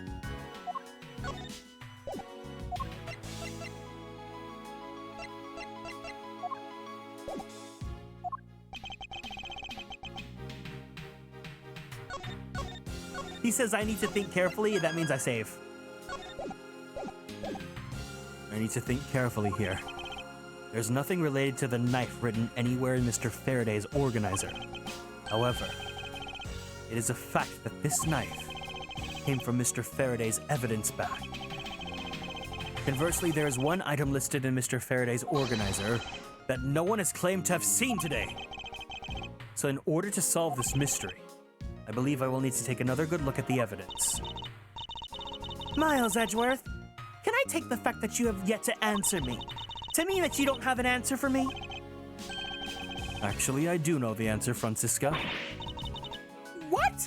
Then what is it? One of the pieces of evidence we've been holding has been hiding a secret of its own. And it was through this piece of evidence that the knife was brought into the courthouse. Take that! This, quote-unquote, Yatagarasu's key, Mr. Faraday mentions in his organizer. And this is how the knife was brought into the courthouse. You're not making any sense, Miles Edgeworth!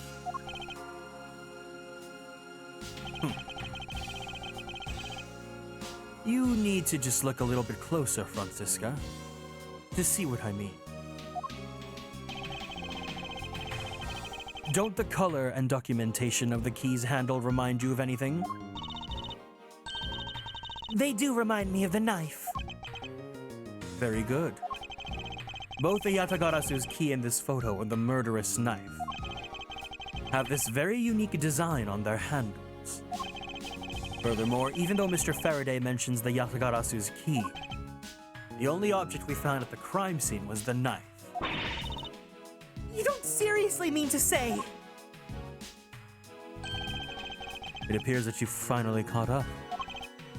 And yes, I do mean to say that these two pieces are, in fact, one and the same. But that's impossible! Even if that is what you believe, we should still investigate this possibility.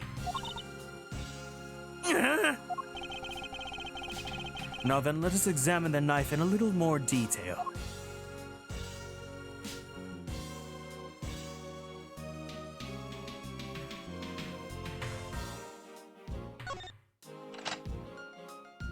Yeah! I can't believe it turned into a key! To think there was such a trick to this thing! So the weapon used to kill Mr. Faraday is actually the key the Yatagarasu stole.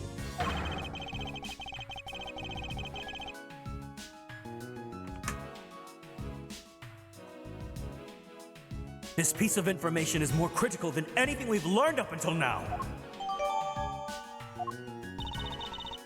Frankly, I'm shocked. Mr. Faraday only mentioned the key aspect of this piece of evidence in his organizer.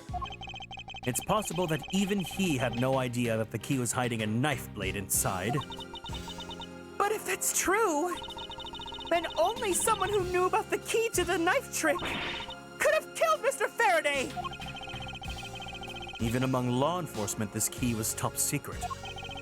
We're looking for someone who knew even more about the key than even Mr. Faraday! It's him! It's Mr. Bad! His name is literally Bad! He's bad!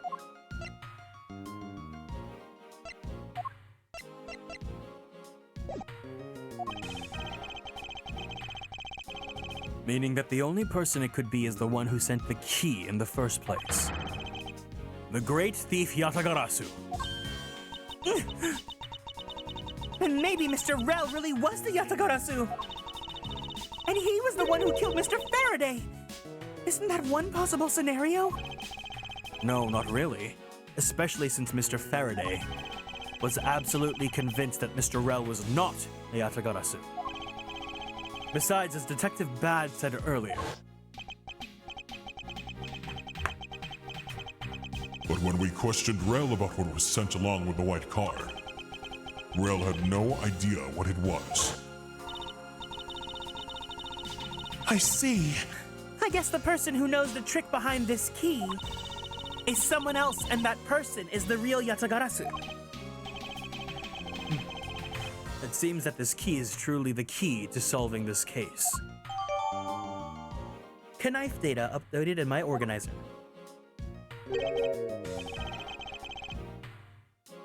Wait a second, let me grab a pillow.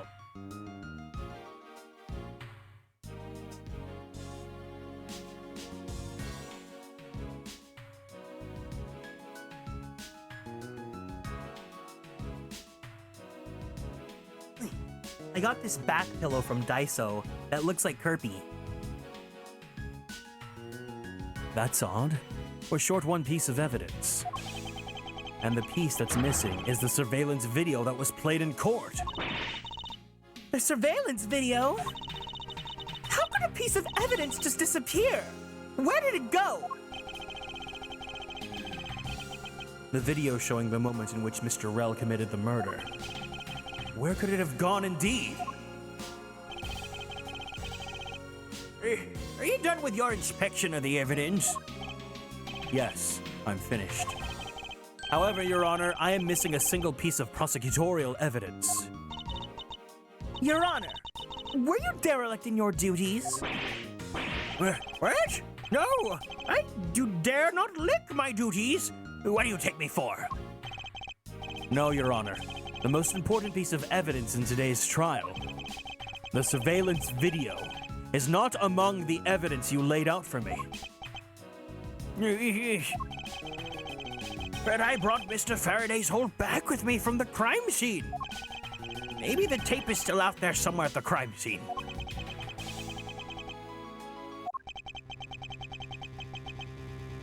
There's something wrong here. Something about this missing piece of evidence. It would appear that for me to find the answers I seek, I will have to pay another visit to the scene of the crime. Defendant lobby number 2.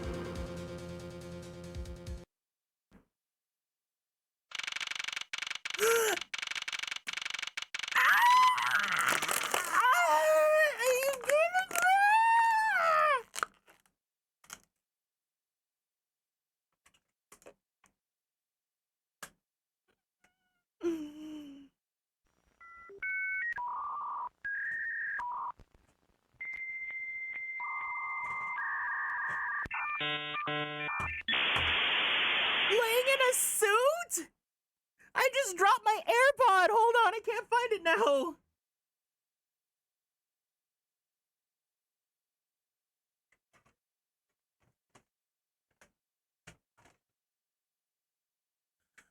What do you mean laying in uniform?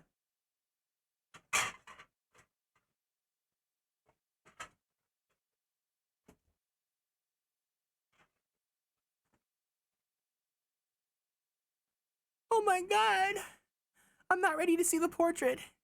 I'm not ready.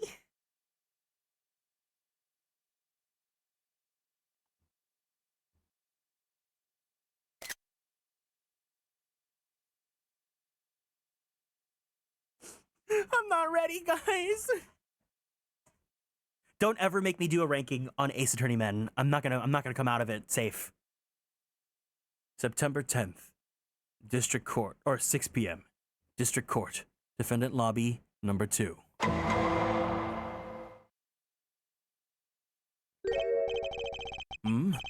That's Detective Bad. But who is he with? I've never seen that officer before. So, did you find it? No, not yet. And I've looked everywhere. I see. Well then, please continue with the search. Understood. I'll continue the search. So you're the one running the show. Prosecutors like you shouldn't even be allowed at any crime scenes. How dare you? Just who do you think you are? No, show me his portrait! Give it to me, Rachel! Give it to me! What was that all about? And who was that man just now? Please, can someone just confirm or deny if he has a portrait in that uniform? Whoever he was, I've never seen a more impudent officer in my life.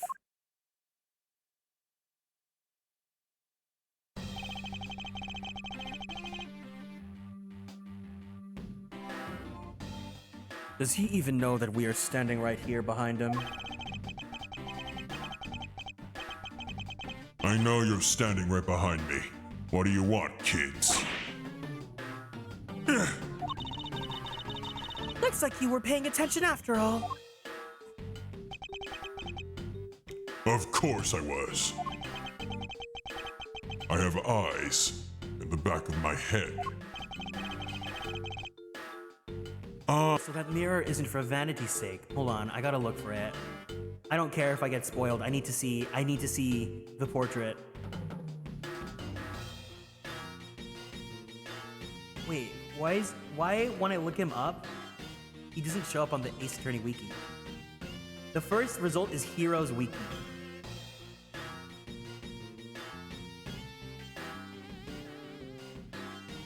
Is he not on the Ace Attorney Wiki?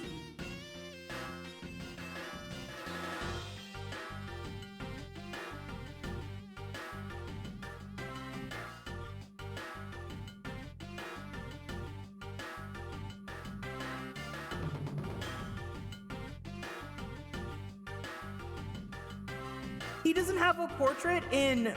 He doesn't have a portrait with the... He doesn't have a portrait with... Wait, the sprite's not even on the wiki. Oh, there it is. Okay, it's just a sprite. There's no portrait. Why? I want there to be a blur. Wait, is there concept art? Is there concept art?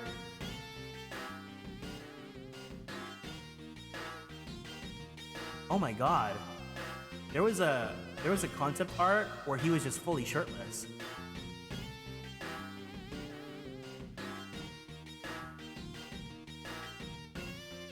There's absolutely no concept art of the suit. They just did it just cuz. They were so right to do that. It's for him to keep an eye on who or what is behind him at all times. So tell me, Detective Bad, who was that rude man just now? The guy came here from the Republic of Jung Fa to study. He's Agent Lang. He's trying everything he can to revive the lost honor of his family. He's traveling the world to study different philosophies of detainment from scratch.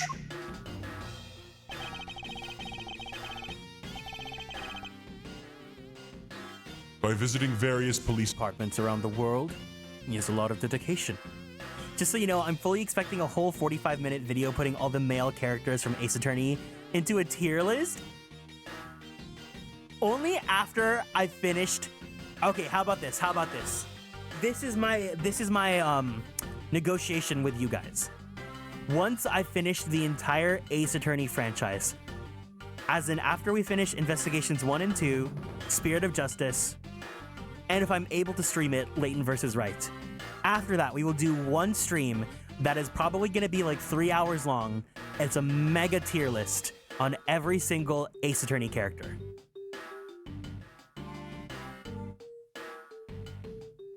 Does that sound good? Maybe the guys... I want to add the girls too. The girls, because the girls have a lot of divas. But if we're talking like husbando, like I want to kiss him, then 3 hours sounds short, but hell yeah, you're right. It's gonna be like a 7-hour stream. Oh my god. I'm gonna be like, who the hell's this? Shamspear top tier. Shamspear's gonna get his own tier. You guys can't start ranking yet. We have to finish the franchise first. By visiting various police departments around the world, he has a lot of dedication. He's still just a rookie cop, but I sense a strong grudge of some sort from him. The guy's more useful than Gumshoe, even if he is rude. Well, he sure has a lot of guts. To come to this country and give prosecutors a hard time. I agree. However, I can think of one young lady that statement also applies to. I'm already like formulating who I want in the tiers in my head already. Because I'm like, it's almost like, you know those tier makers where it's like they only show you 2 characters at a time and you have to choose one or the other? Like that one? I'm already thinking like, well, Francisca's not my favorite, but I like her more than I like other characters. I hate those, and then they make you like choose between your 2 babies. Yeah. Anyway, what was that agent looking for, Detective Bad? Earlier, that little girl was poking around in lobby number 1 as well. Like I said before, it's got nothing to do with the 2 of you. I highly doubt that it has nothing to do with me.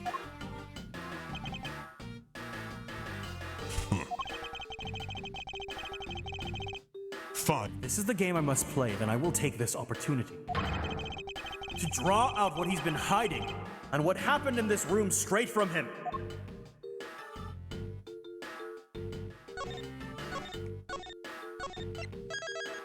I can see it. If we're using our normal tier rankings, Diva, Pop, Potential, Thin Ice, Flop. I already know who's gonna go where. I think it's not a spoiler, but I think you guys would already know that I would put Edgeworth and Pop and not Diva.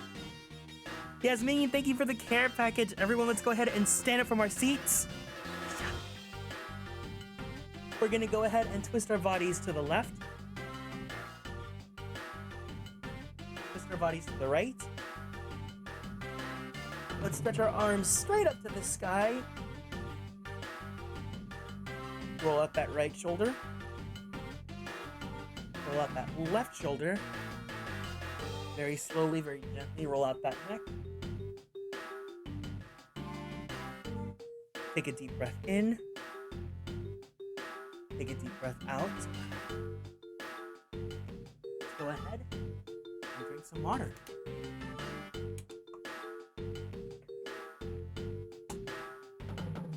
Thank you for taking care of me.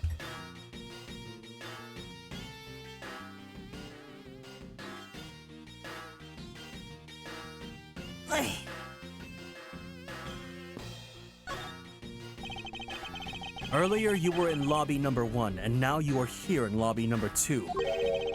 You're quite the busy man, Detective Bad. Multiple returns to a crime scene brings about success. That's what we detectives say.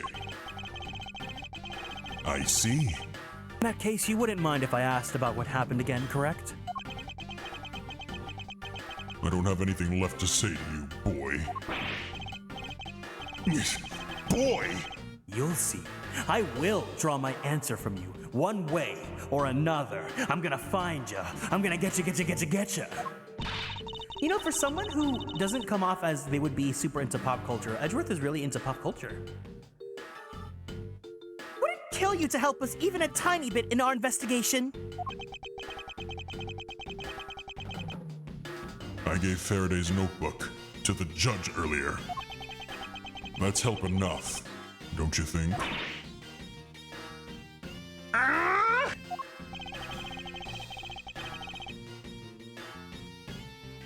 Please, we are asking you for just a bit more of your cooperation. Don't push me, kid.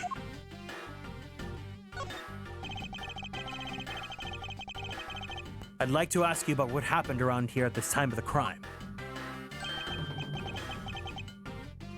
I refuse to answer. Any more investigating you do would be a waste of time.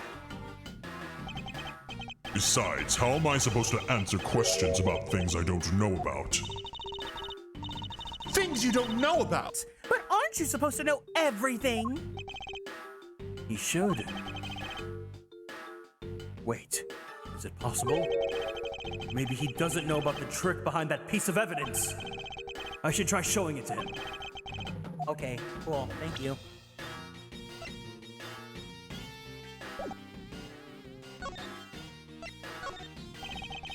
Detective Badge, did you know of the existence of the item in this photograph? Of course I did. It's my job to know everything related to the Yatagarasu case. In that case, Let me ask you something. Did you know that the knife that killed Mr. Faraday and this Yatagarasu's key are the one and the same? What? That's impossible! It looks like he didn't. Well, after all, This piece of evidence, which we call the Yatagarasu's key, is actually a well-camouflaged knife. Mr. Faraday was planning to use this Yatagarasu's key to prove that Mr. Rel was not the real Yatagarasu. Isn't that correct? I guess so. However, Mr. Faraday had No idea that it was, in fact, a knife. Yeah, I have to admit, neither of us knew that fact. And if neither of us knew, then no one in law enforcement knew either. How did we miss something as big as this? I noticed that since a little while ago, you appear to be searching for something. I presume that this key is what you were searching for? Yes, that's right. Well, Maybe it isn't him. Maybe he's a fake out. Maybe Callisto Yu is the real killer. But then, doesn't she show up in the second game? Gotta sleep, but have a good stream, Kieran. Hi, Ryugan. Hope you have a good sleepy. Don't happy. Good night. And why were you searching for it? Because I promised Faraday. I promised that I would protect that key with my life. But after he was killed, the key disappeared from Faraday's evidence bag. I would have thought that the key is what took Faraday's life. Detective Batty.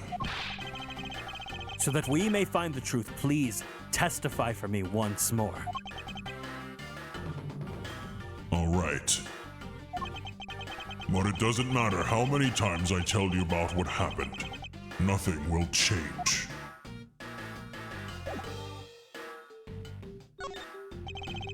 Detective Bad, I ask that you please testify once more about what happened in lobby number 2 and what you experienced in lobby number 1. My answer is still the same.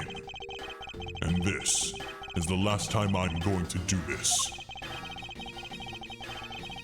that's fine because I only need. This one last time to clear everything up. This one last time, I need to be the one to take you home. Oh my god, Edgeworth likes Ariana! And find the truth behind this case. Do you guys think Edgeworth would have watched Wicked? I think he totally would have. I was in lobby number 1, talking with you. We were talking about some trivial things. I heard the gunshot right before the trial was about to reconvene. When we heard it, you and I immediately dashed out into the hallway together. I saw Gumshoe goofing around there, and then we all ran into lobby number 2. It sounds like the exact same story he told us before. Indeed. However, I feel that we have yet to draw out all the information that we can. Hey, Blue Moss!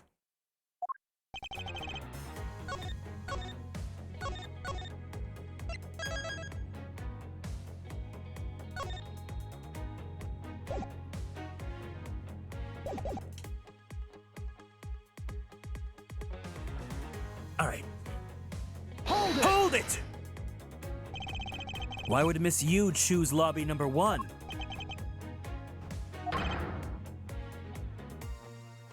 Answer me! Who knows? She just said that she had something she wanted to talk to me about. And we walked into lobby number 1 together. That's all. So his answers Remained the same as before, I see. Hold it! I was hoping you could expand on what exactly you were discussing with Miss Yu. trivial stuff. It was nothing important. That's for me to decide!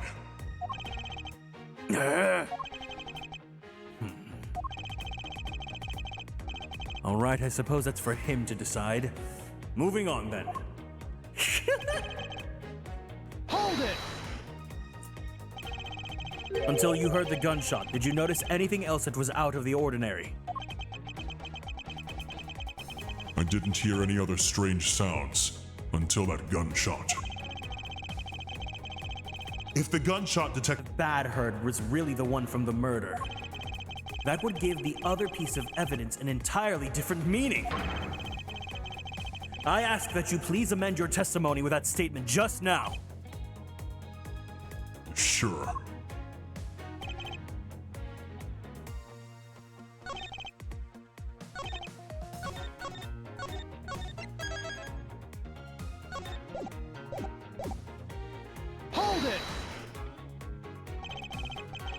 Detective Bad, you honestly don't remember hearing anything else? Yeah? Is it possible? You were so involved in your conversation that you missed something?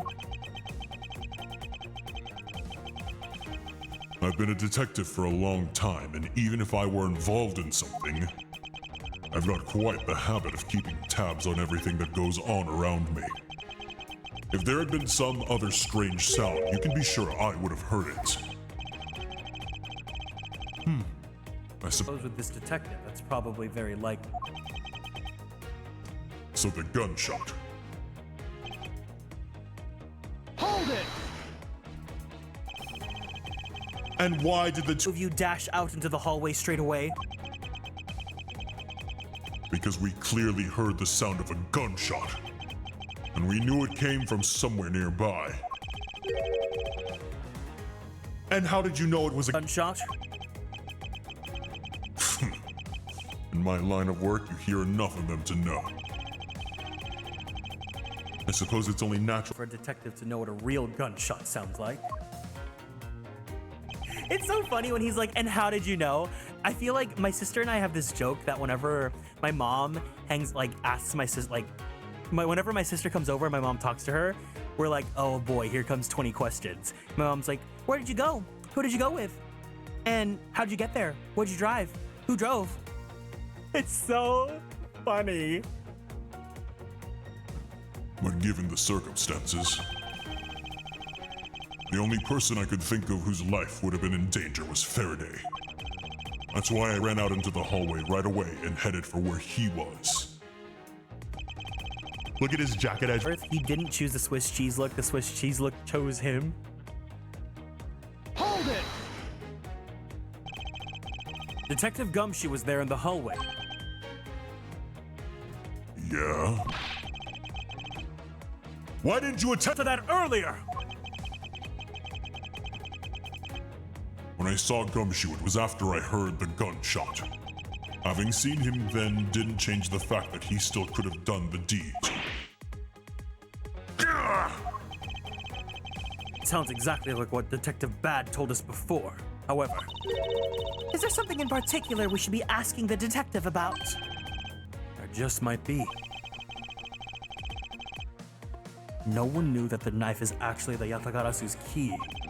Reflecting on that, perhaps there are other things that we know now, but Detective Bad doesn't yet. Yes, that should be my angle of attack.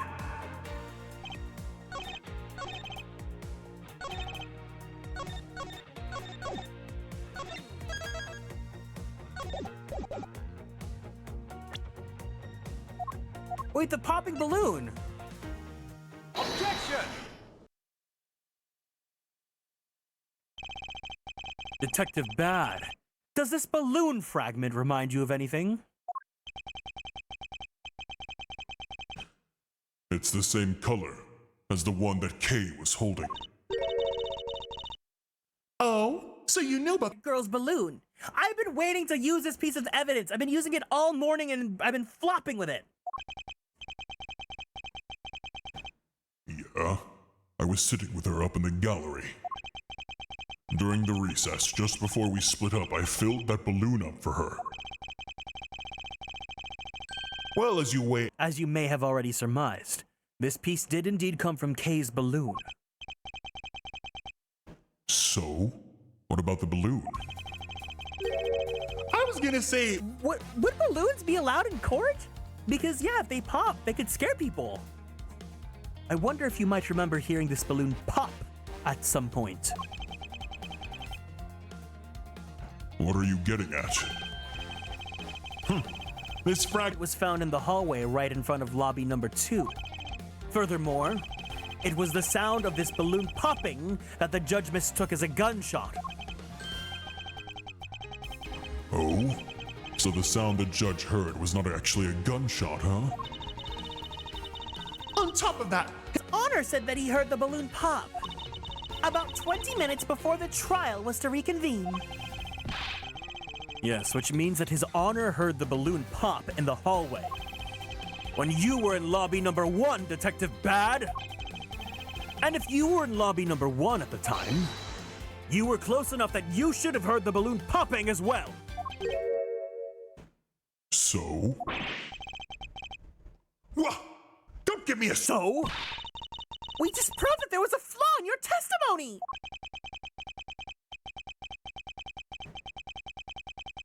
The crackling of the truth is louder than the sound of your sweet little naivete cracking.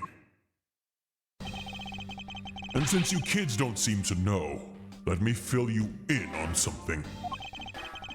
Did you ever stop to think why the doors and walls of this place seem so rugged? That's because they were designed to keep secrets from being leaked.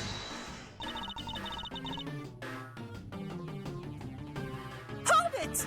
What is that supposed to mean?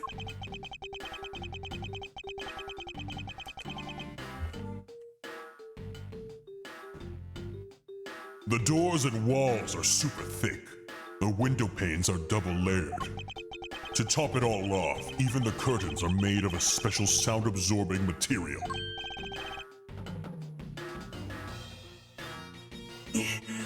Then, you mean...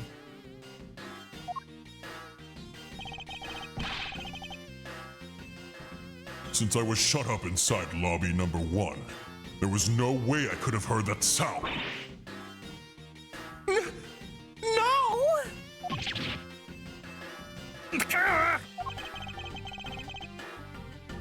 I know that's what you was going to say. Then that means that Scruffface's testimony's completely useless!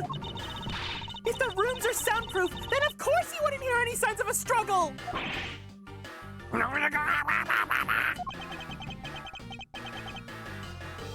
That's also why it's only natural that I didn't hear the balloon popping. Now do you get it, kids? Miles, I thought we were supposed to be the ones finding flaws in his logic! Not the other way around! The other way around.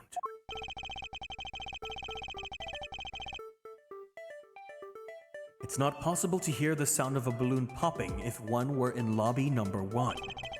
However, if we examine this situation in reverse, a person standing in the hallway should not be able to hear the real gunshot either. And yet Detective Gumshoe claims to have heard it while he was standing in the hallway.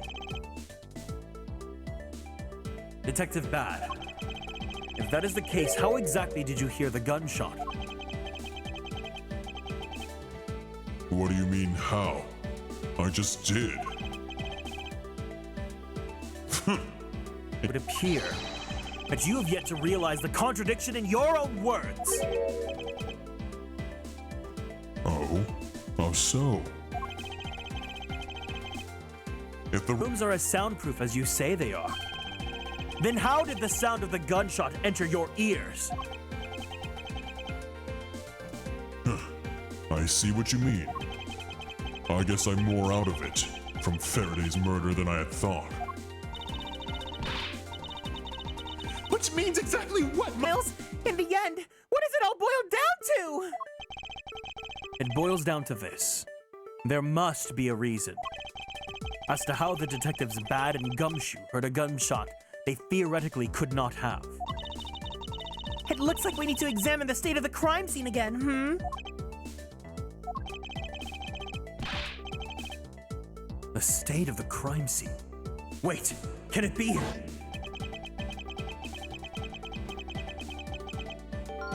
It's that ultra-strong perfume you wears. She spilled some of it.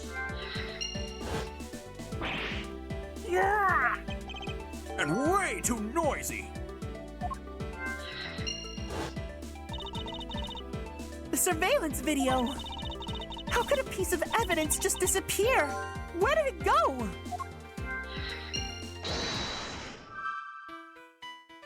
Whoa!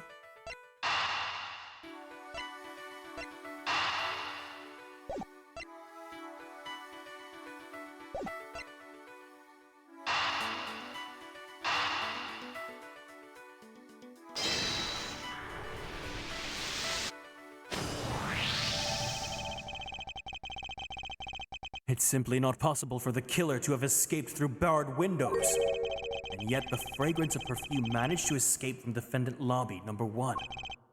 Of course, incorporeal things can move freely through these open barred windows.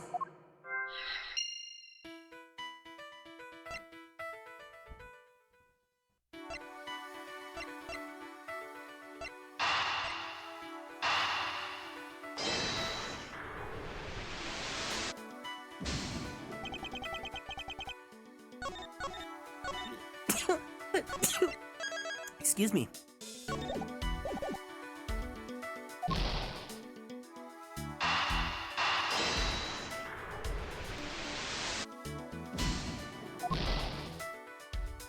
Thank you. Welcome in, Zuma.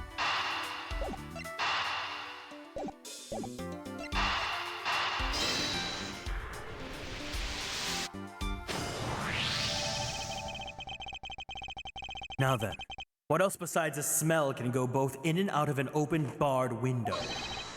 The answer is sound! So no matter how careful the killer was, if the windows were open, the jig would be up. And since the windows in both defendant lobby number 1 and the hallway were open, that explains the sound of a gunshot that could be heard in both locations.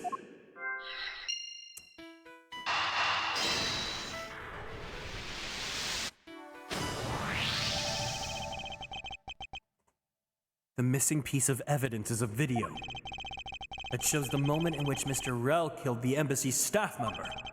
The sound of the gunshot left quite an impression on me when it played during the trial. The video should have been returned to Mr. Faraday's evidence bag for the recess and brought back here. If it disappeared after that time, then it's possible that the tape is still here in this room. Eureka! The evidence that the missing evidence created for me is the gunshot sound that no one should have been able to hear in the first place!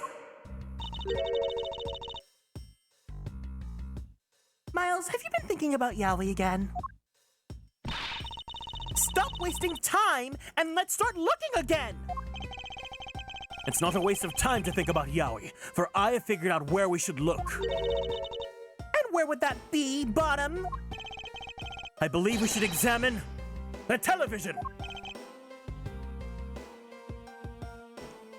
The TV? Well, you kids have fun. Go ahead and examine whatever you like. Wait, Hold on, I lost all those health points.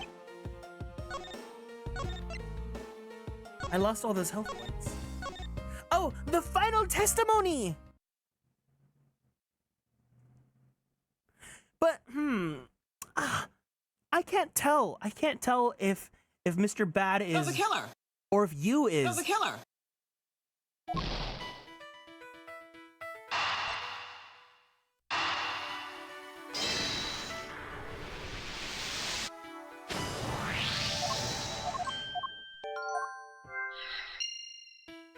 The way that they made me do 3 of these back to back is so funny.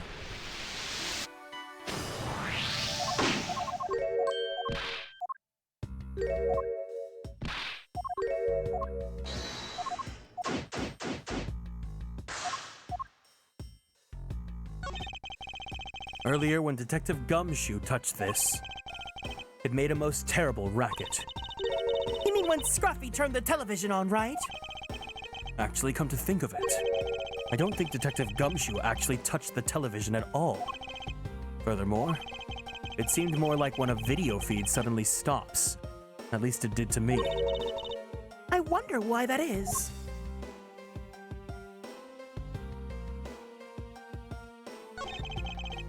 It's a video player. There seems to be a videotape inside. It looks like it. The tape must have stopped on its own when it reached the end. This tape. Could it not be the missing surveillance tape? I suppose, but Detective Bad, would it be alright with you if I verified the contents of this video? Sure. Knock yourself out. Welcome into service, Lupus. I am doing good. I hope you're doing well. No, you're good. It's okay. It's okay. Some people make mistakes sometimes.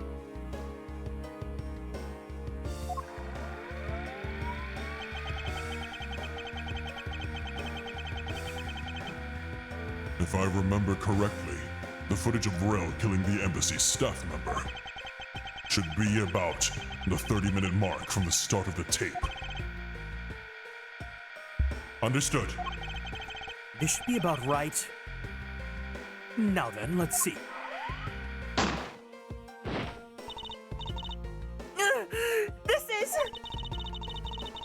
This is the footage of Mr. Rel shooting the embassy staff member! I knew it. The missing piece of evidence. The surveillance video was here all along.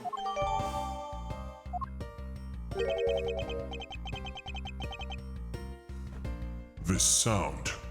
What's the meaning of this? It appears that Detective Bad is Figured out the true source of the gunshot that he heard. With this, I think we can figure out the trick behind this double murder. Do you mean that you figured it all out then? Yes. All I have to do now is show what the gunshot Detectives Bad and Gumshoe heard was. And the through where they heard it from. Fine. In that case, show me what you've deduced. After you save your game.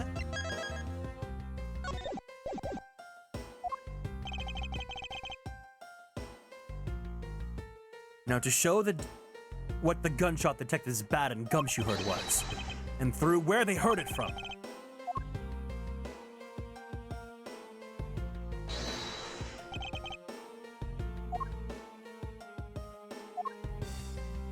Eureka!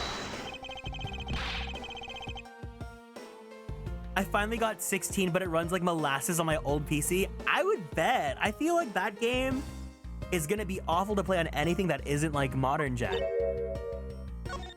Oh, no.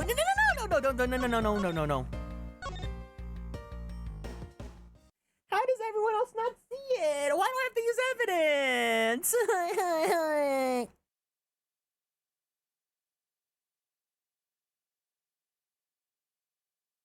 I want to play 16 again so bad. It's already on sale on PC now too. And there has to be shirtless mods for Clive already now. There has to be. Eureka!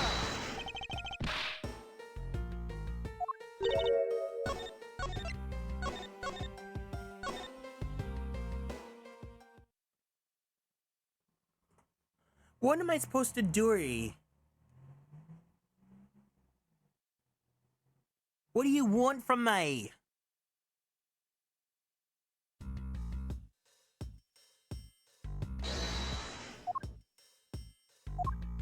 Eureka! If the door and windows to the crime scene, namely this room that we are in, were closed, the killer could have used the gun and no one would have been the wiser. That's true. This courthouse does seem to be well designed for such a thing, as it were. However, what happened in reality was Detective Gumshoe, Detective Bad, and Miss Yu, all three of them heard the gunshot. Well, the windows in lobby number 1, number 2, and the hallway were open. So naturally the people in those locations could hear it. But then why would the criminal open the window in the first place? To allow the gunshot to be heard, I suppose. Correct. That's the only logical conclusion we can draw from this. But why was that necessary in the first place? I want a real answer, Miles. I demand satisfaction. Very well. I believe that the killer wanted to manipulate our perception of a certain fact. What was it that the killer wanted to manipulate our perception of?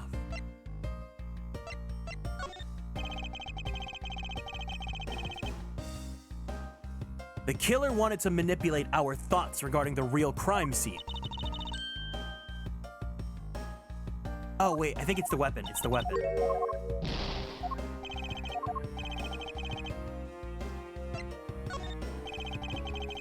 The killer wanted to manipulate our thoughts regarding the murder weapon.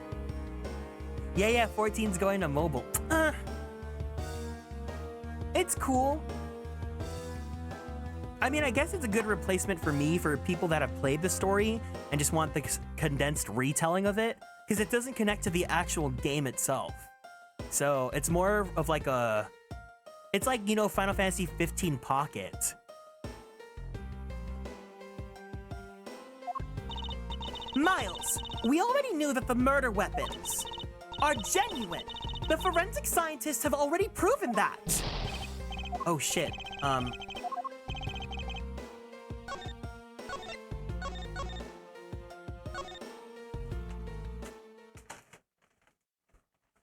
Oopsie teehee.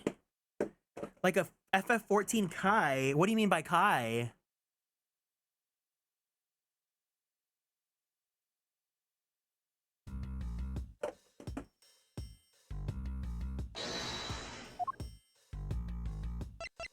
Eureka! Dragon Ball Z Kai? What's Dragon Ball Z Kai?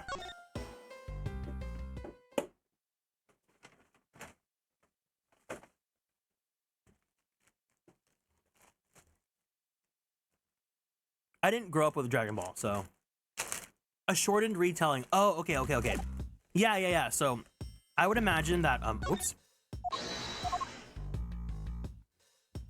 Because, like,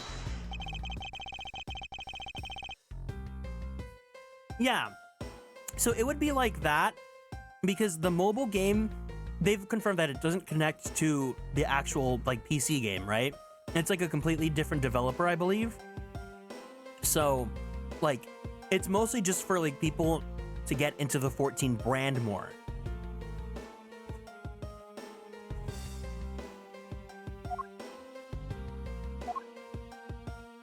Eureka! I didn't know Dragon Ball did that. I feel like One Piece should do that.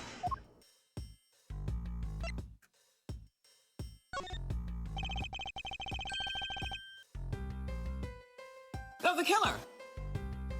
Wanted to fabricate the time of death to their precise wishes. And they used the gunshot in the surveillance video to do so.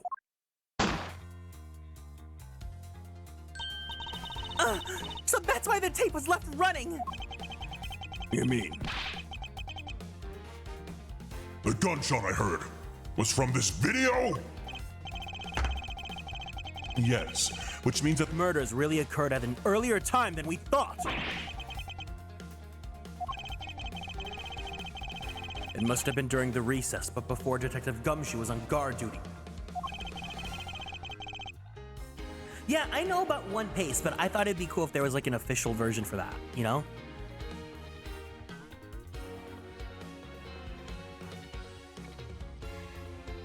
Oh, is the remake anime supposed to be that?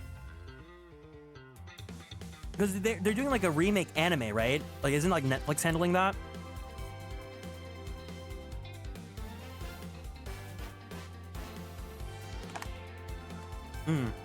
Yeah, I don't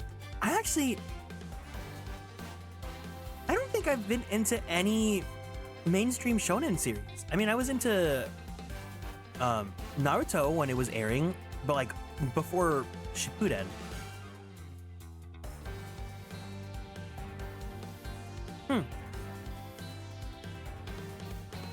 Someone who has no alibi for that time period and planned this crime out in advance. That person is the real killer. This is what a superstar looks like. Naruto really could use a shortened version? Mr. Edgeworth! Yes, what is it? Miss Yu is asking for you. She's in the courtroom. She says that she's identified the murderer, but that she wants to clarify something. It looks like Miss Yu is still investigating something. Understood. Please tell her that I will be right over.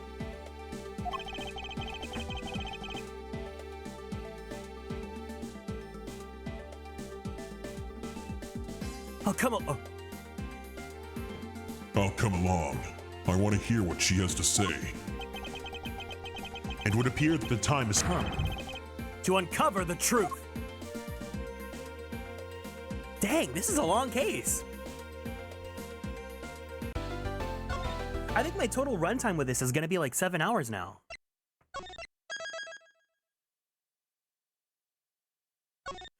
confrontation former? Oh, this is a long case. September 10th, 6:15 p.m. District Court, courtroom number 3.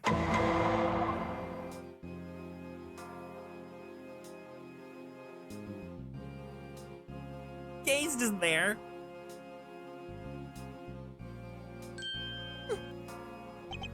Kay, what are you doing here?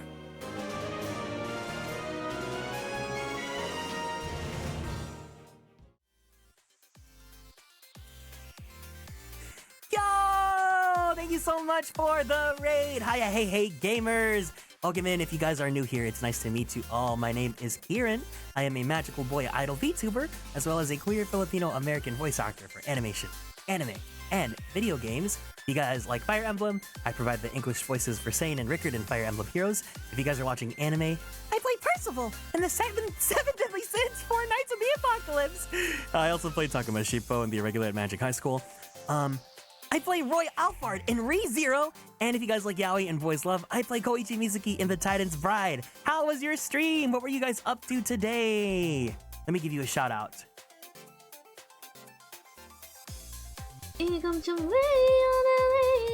Oh, I love every time I shout you out, I get a song. Persona 3 Reload.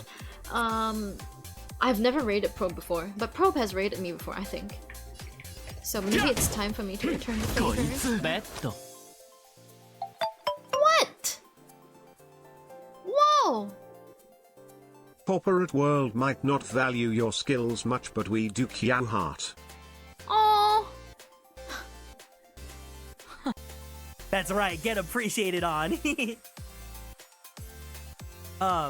having a chill time? I'm glad to hear that. What were you guys doing? Were you guys just chatting? Oh, you're playing Lads. I see. Oh my god, you need to get in touch with Reisna. If you're a big Lads girly, please make sure you check out my bestie Reisna, because that girl will not shut up about Zane, but in a good way, lovingly. She loves Zane, she loves Silas, and I know that she wants more Lads friends, so I need you guys to connect. If you ever see her, just tell her that I sent you and that you guys would really like Lads. But I hope you guys had a good time. If you guys need to go, I'm trying to give her a shout out, but I have to wait like another minute. We just made a translation of Xavier's Myth. Oh my god. I know nothing about Lads. So I think, yeah, she's probably the person that you guys would want to get to know better for that stuff. But Rika, thank you for following and joining the Konstellations, and welcome in Kill, welcome in Rika, welcome in everyone else that is from the community. Oh, Kagero! Hope you guys had a great time. Yeah, we're finishing up the case right now in Miles Edgeworth Ace Attorney Investigations. So if you guys want to hang out, feel free to sit back and relax. But otherwise, if you gotta go, please make sure that you take care of yourself. Go give yourself a nice stretchy. Don't forget to drink some water and take some meds if you need to before you go to bed. Otherwise, if you want to hang out, yeah. Yeah, no, go do what you gotta do, okay? But take care of yourselves, okay? But anyways, let me go switch back to the game.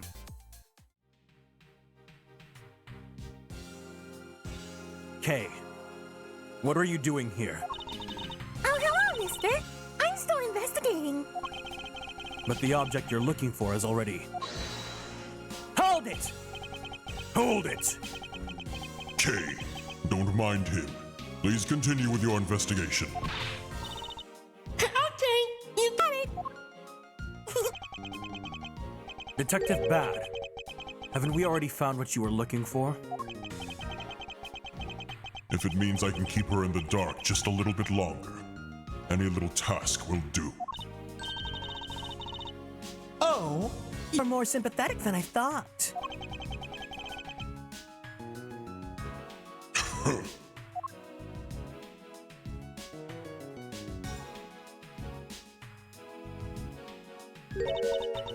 I've been waiting for you, Edgeworth.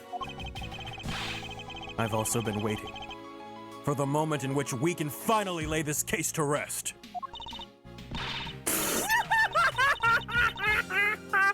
The moment in which we can finally lay this case to rest? Wasn't that when we placed Detective Gumshoe under arrest? solve this case already. Don't you? We'll see. It all depends on whether or not your logic holds. Oh, I see we even have a viewer in the peanut gallery. And why, even Mr. Bad is here. A viewer in the peanut gallery? I'm hardly just a bystander. I have a duty to see this case through to the end. No matter how bad it turns out.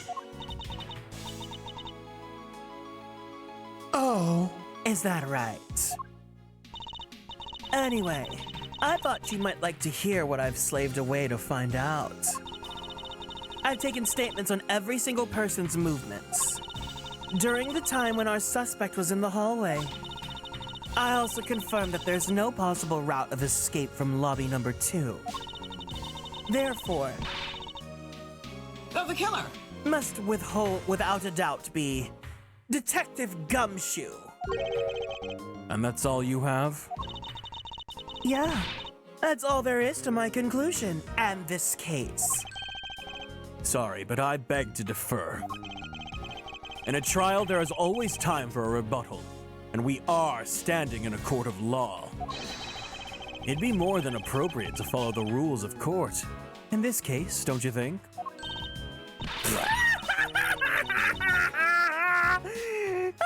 Absolutely like a rookie to think such a thing. But all right, I'll play along and give you a proper testimony. If my logic is correct, then I've already won. All I have to do now is prove it by showing who the real the killer is.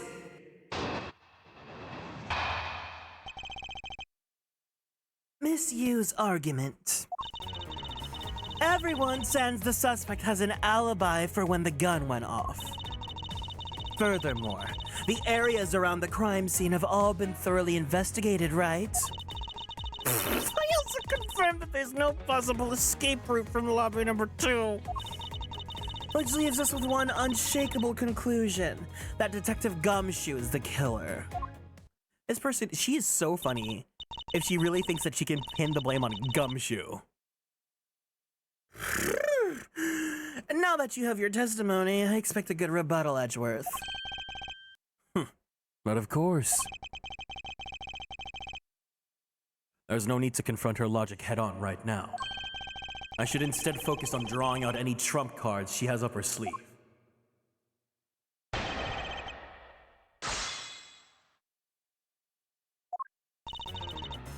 Hold it! The suspect. But I thought that Detective Gumshoe's alibi has already been proven. Are you joking, Edgeworth? I assure you, this is no joke. Look, I know you heard from the judge earlier that the detective was in the hallway with Mr. Faraday's daughter eating a Swiss roll. Yes, that is correct. But see, that was 20 minutes before the real gunshot went off, right? And the problem is, there's no one else who could corroborate what he did since the snacking. Love Gumshoe, but if brains were weapons, that boy would be perpetually unarmed? I think it helps that he also he does not like guns and would never want to use one. I see she's done her research well. Which means that I should focus on drawing out whatever trump card she's withholding. Hold it! This is hard. I'm thinking about the future Ace Attorney tier list, and I don't know who would be number 1 in the entire list. It might be Phoenix, but also Gumshoe has a really good argument. But also, Lang is hot. Whether they've been thoroughly investigated or not is for me to decide. The scratched eyebrows and lines on your forehead are back! Anyway, even if you believe it's been exhausted, the crime scene lobby number 2 has no way out other than the hallway Detective Gumshoe was standing in. And because he claimed to be there, that makes him the only possible suspect. But isn't it also possible that someone escaped through the window and into the garden?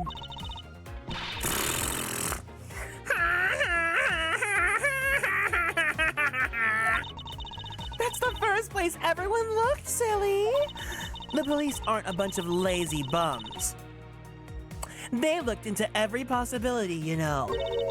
Isn't it right, Mr. Bad? Yeah. There wasn't a scrap of evidence to suggest someone used one of the windows. There also weren't any footprints or anything in the courtyard garden. I suppose they really did check everything that could be relevant to the case. Hold it!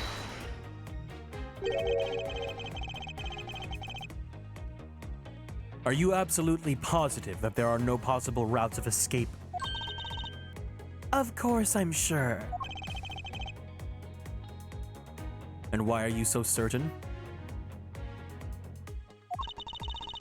This is a courthouse, the place where criminals are brought to be judged. If there was an escape route, I'm sure every criminal would be using it to escape. It's just common sense.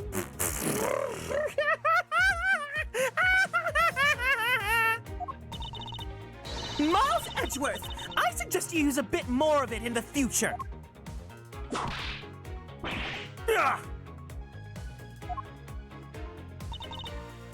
Hold it! You may think it's unshakable, but to me, there are still too many unanswered questions. For example, who was it that placed the gun in Mr. Faraday's hand? But you're the only one still wondering that. Detective Gumshoe probably had no idea which hand Mr. Faraday used to write with. Even if you know someone, it doesn't mean you'll know which hand they write with, right? I mean, I certainly don't care about that sort of thing. Wait, do you guys remember Totally Spies? She looks like that girl, I think her name was Mindy or Mandy, and she had a laugh that was like, it's like, that's her, that's this girl.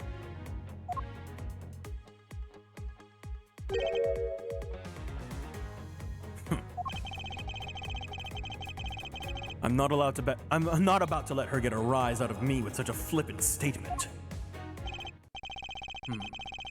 I suppose we've really reached the end now. I already have my trump card ready.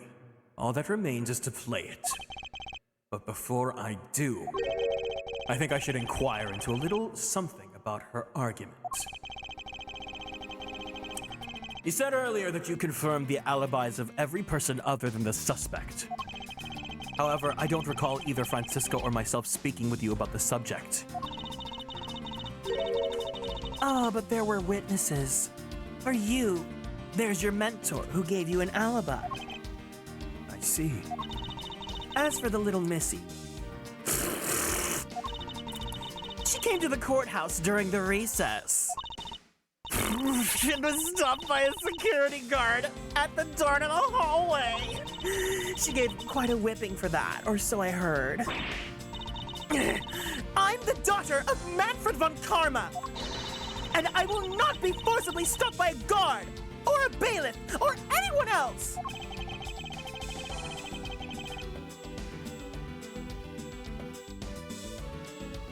Wait, so basically the only reason Francisca bothered to show up today was because she found out that I was to be the replacement prosecutor? By the way, Miss Yu, what about everyone's alibis before Detective Gumshoe was assigned to guard duty? What about them? Have you looked into what people were doing during this span of time? Kind of idiot you take me for. Doesn't matter when the killer went into lobby number 2. From the time we heard the gunshot, to the time Mr. Bad and I arrived on the scene as we dashed from lobby number 1. The only person who could have committed the crime was Detective Gumshoe. Yes, let's talk about when you and Detective Bad heard that gunshot, shall we? I suppose that if we go by your logic, then Detective Gumshoe is the only one. However, what if the crime had occurred at an entirely different time than when that gunshot you heard went off? What then? Objection! That gunshot was a trap meant to manipulate our perception of when the crime took place. Sadly, your explanation is very lacking, Edgeworth. The gunshot we heard in lobby number 1. Care to explain how that could have been fabricated? Take that! That tape! Yes, it's exactly what you think it is. That is the surveillance tape of Mr. Rell the prosecution presented in today's trial. This was found loaded in the video player in lobby number 2. That was connected to the large television that had its volume turned all the way up. You can't honestly mean that the sound we heard was the gunshot in the video. Ah, but I do. Which leads me to my next point. The murders occurred much earlier than when anyone heard the quote-unquote gunshot.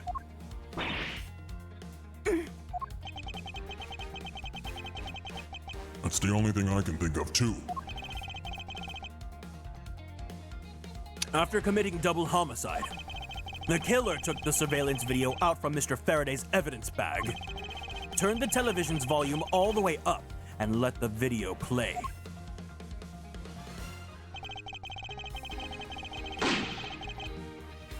If played from the beginning, it would take 30 minutes for the gunshot sound to come on. And since we now know that this method of time manipulation is possible, it opens up the possibility that the killer is someone other than Detective Gumshoe! Objection! sounds from a television don't amount to much here. But of course, Mr. Prosecutor Edgeworth and Little Miss Fun Karma already knew that much from the very beginning, right? Of course we knew! Didn't we, Miles? Yes, of course. We know about the soundproof quality of this courthouse's rooms. Of course, I'm not about to admit that we had no idea until only a little while ago, but... That's right. And if the rooms are soundproof, then we should not have been able to hear it. And yet we heard the gunshot clear as day. And? That's it! End of story! But it's not. How should I explain why she was able to hear a gunshot from a soundproof room? We already explained this. Why do we have to do this again?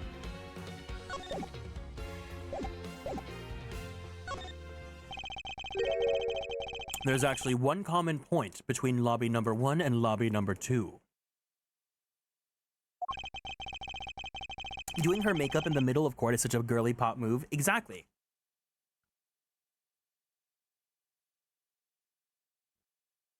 And it is that despite the fact that both rooms have air conditioners installed, a window was open in each. Now we know that the window in lobby number 2 was opened by the killer. However, a window in lobby number 1 was also open. Objection! It's probably just coincidence that they were both open at the time. Objection! It was no mere coincidence, I assure you. Why was the window opened in lobby number 1?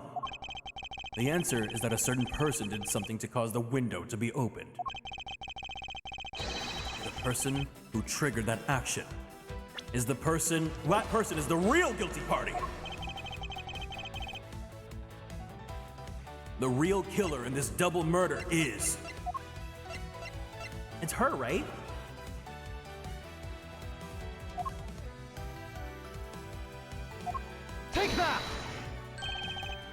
Miss Callisto, you! I hereby formally indict you of the murder of Mr. Faraday and Mr. Rell! Hi, Luke. Welcome in. What? You indict me? Are you serious, Miles? Why do you think she's the killer? I don't understand her motive just yet. But of course I'm serious. Because she is the only one who could have done it. Well, Miss Yu, do you still feel like laughing now? Of course I do, Edgeworth. She's using the Fwee Blurry Pudding Pot. Do you guys know what that is? Because I just ordered some. It's like this Korean makeup product. It's really cute. Here, let me show a picture of it. Where's one with it open? Here it is. So there are these little pots that have it's like a pudding jelly like makeup substance, but I guess it's like powder or something. Thank you for the care package. I'll do it in 1 second. And then you could use it as lipstick, you could use it as blush, you could use it as a lot of other things. But yeah, it's on sale right now on Amazon during Black Friday or Cyber Monday. It's called Fwee, F-W-E-E. It comes in a lot of different colors, but it's really cute. I liked it a lot. Anyways, let's go ahead and stand up from our seats. We're gonna twist our bodies to the left. Twist our bodies to the right. Let's stretch our arms straight up to the sky. Let's roll out that right shoulder. Let's roll out that left shoulder. Very slowly, very gently, let's roll out that neck. Let's take a deep breath in. Take a deep breath out. Let's go ahead and drink some water. Thank you for taking care of me.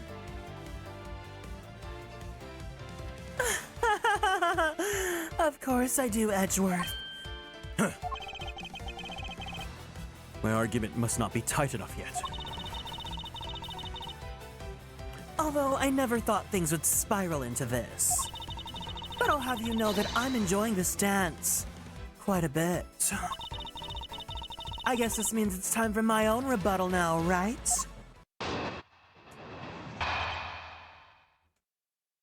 Miss Yu's rebuttal. You argue that the window was opened. However, do you have proof that it was I who did that? Furthermore, do you have proof that the tape was used in committing the crime? Frankly, I'm shocked at you for going around accusing people of murder like this. Especially with logic full of holes as yours.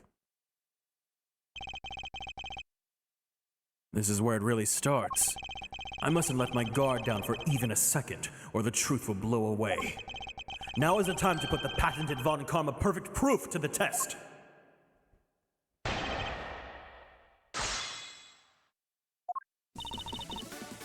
What if I just go in first strike? One hit, one kill. Objection! I'm sure you've seen this before, haven't you, Miss Yu? Edgeworth! I never knew you were into wearing that kind of perfume. I don't think it was a secret that he's a gay boy. He's girly pop. It's not exactly what I would recommend to boily pops, you know. What? I'll have you know that I am a certified girly pop. That's right. He is girly pop, and I also have one too, and I received it from Detective Bad, you see. That smirk of his made you feel something, oh edgy poop?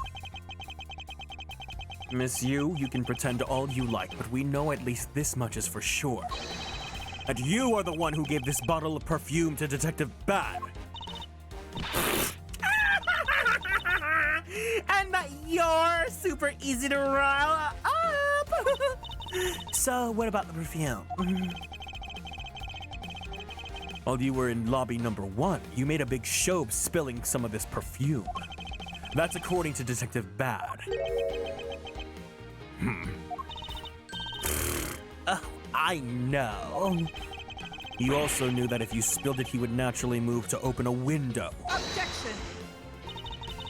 Come now, I've already told you that it's all just a big coincidence. After we opened the window in lobby number 1, I just left it open, you know? So maybe it was just dumb luck that we heard the gunshot through the window. Objection! The timing of when you were going to spill the perfume is something you could control. And the most important fact about this case is when people were made to hear the shot. Furthermore, it would have been pointless if you didn't have an alibi for yourself at the time. You mean... Miss You? You were the one who called Detective Bad into lobby number 1, when you saw him bring Detective Gumshoe into the hallway. Is that correct? All of today's premeditated events could have only been brought up by you, Miss You.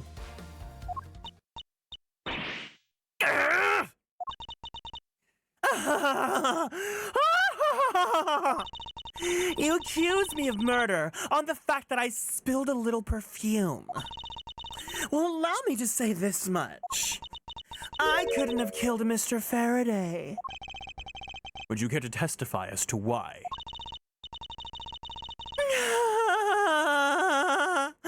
Look, I've had a lot of fun today. Really. But I grow weary of this game in cat and mouse.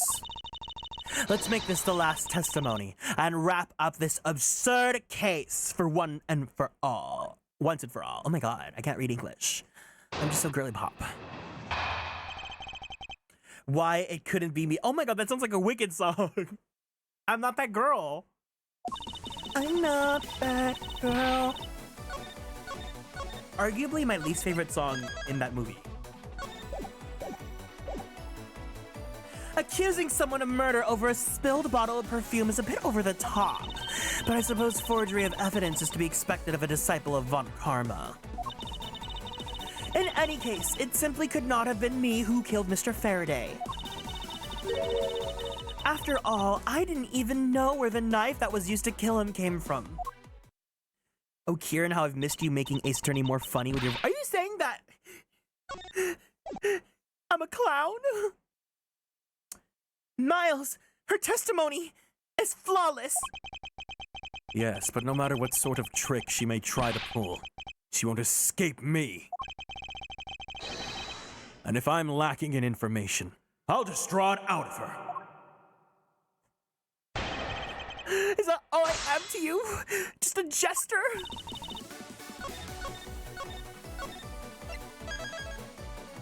Wait, my sister just texted me. What did she say?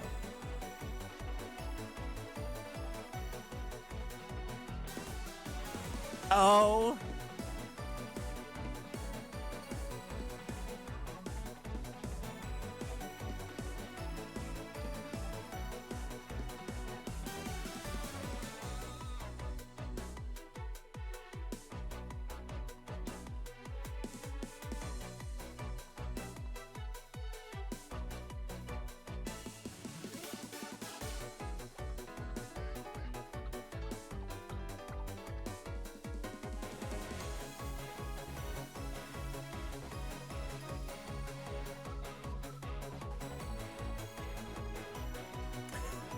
My sister texted me about the concert. Only the most handsome and talented— I'm not a clown!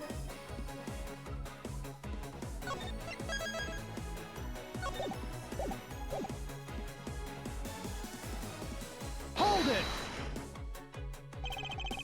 I think I already explained the significance of that earlier. You only confirmed that I did spill some perfume. But that's all. Bet you would accuse me of murder based on a simple spill. Don't you dare complain when I sue you for defamation of character. Do as you like. But as for me, I believe. You believe? I believe that you are the true culprit in this case. enthusiastic. Of course, I should have guessed. Hold it! I formally request that you desist in your attack against my mentor. Yes, or we'll sue you for defamation. All I'm doing is telling the truth. Well, maybe more like spreading gossip. Although your adamant denials are, shall we say, just adding fuel to the fire. How dare you? Say such a thing! Calm down, little girl. Don't let her get to you. Aw, why did you have to ruin my fun? Well, shall I continue?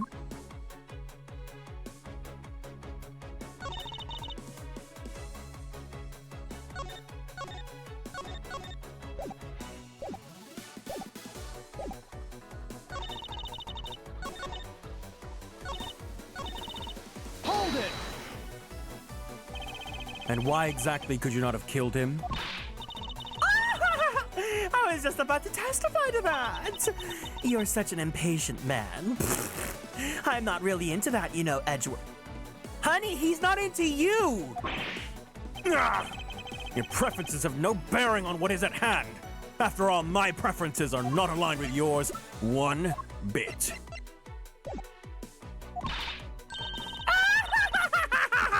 Feeling a little uncomfortable, are we? Objection!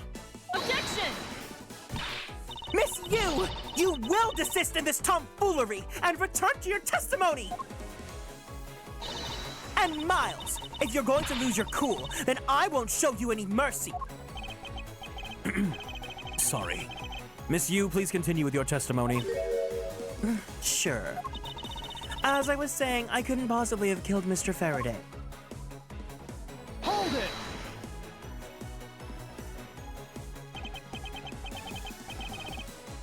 At this rate, she will inevitably escape. But if she really was the one who killed Mr. Faraday, then she must have known about the existence of the knife!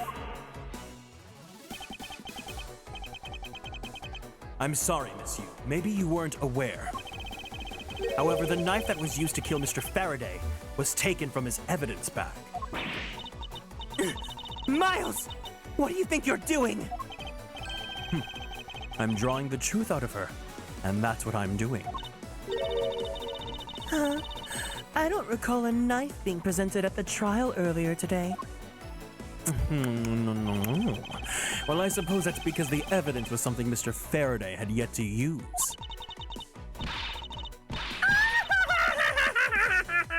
So that's what you're trying to do? Look, why don't you cut out with the lies? I've already figured you out. There was no knife inside Mr. Faraday's evidence bag. The only evidence he'd yet to present was the key the Yatagarasu had sent. And unless the key can magically turn into a knife, you really don't have a leg to stand on.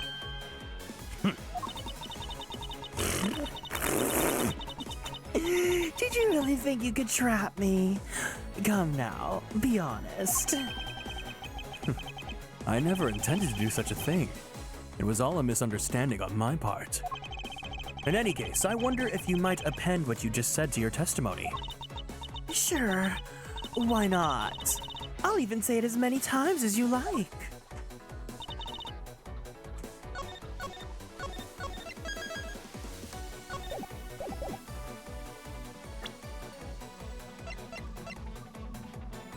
Objection! Miss Yu, I wonder if you might take a look at this photo for me.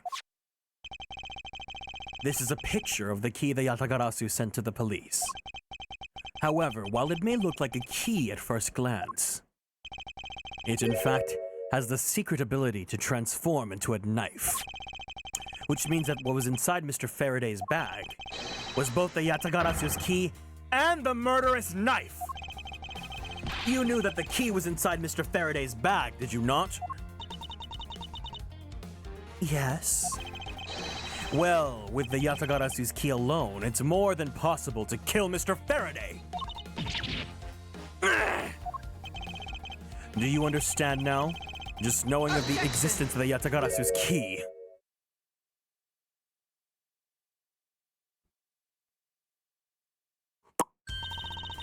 I still haven't had a good look at it. Showing it to me from that far away. You could be lying for all I know. You would even now still feign ignorance? I'm not feigning anything. But we can't have you accusing me of a crime with false evidence, can we? I mean, Mr. Von Karma, I've heard some very interesting rumors about him. Are you mocking my papa? Don't you dare sully the good name of my mentor. Now take a good look. This piece of evidence is more than real.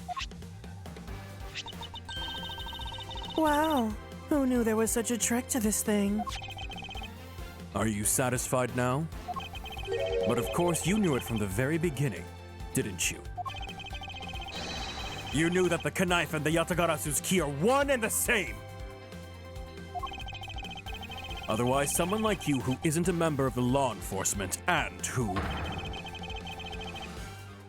would never have been privy to this trick, would never have known about it to begin with!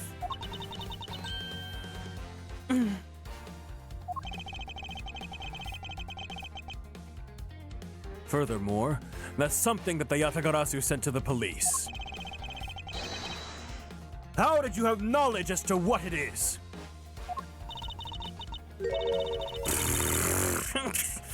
Actually, I heard it from Mr. Faraday. Just before he dragged Mr. Rell off, he told me. Oh, that's right, I almost forgot. He also told me about the key turning into a knife at that time.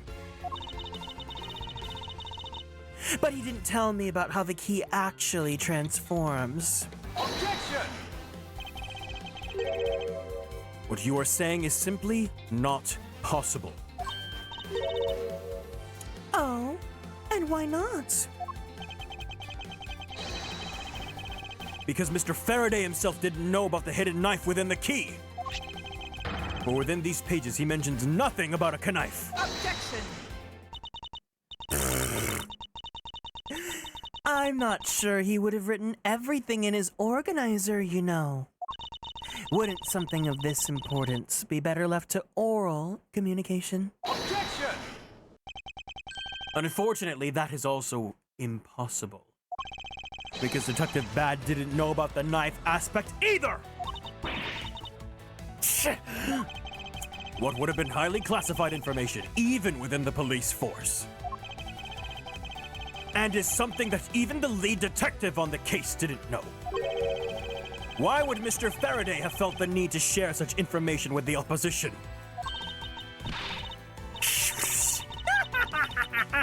Yeah, I guess he wouldn't have much of a reason to. Looks like I gave a pretty lame excuse, huh? What, the way she does that, it's almost like in SpongeBob, like, I can't understand your accent. How can you laugh at a time like this? She probably just realized the flaw in her logic and is actually in a panic over it. But that's not something we need to concern ourselves with. I suppose you're right. Miss Yu, I'd like to state that I also know how you know the real nature of this knife.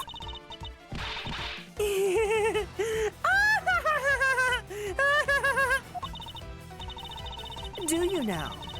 Well, why don't you put your shmoney where your mouth is and show me,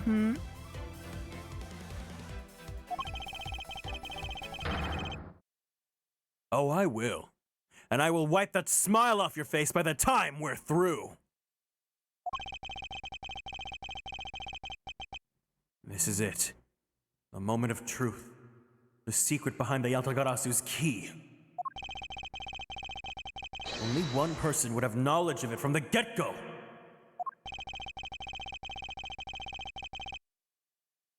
Who would know from the start that the Yatagarasu's key could change into a knife?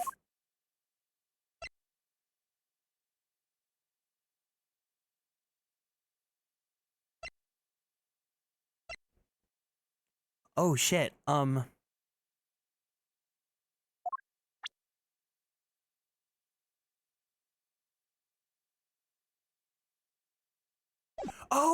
Oh, it's this guy, Manny Koken. Take that! That would be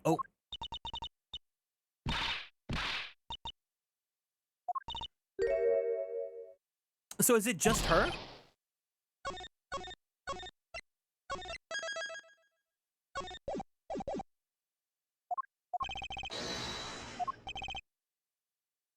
Is it just straight up her? Take that! No.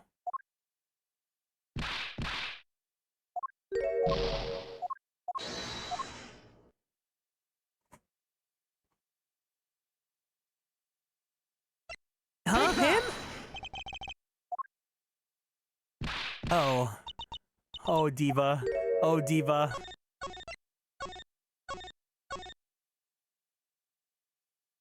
I really thought I had it in the bag.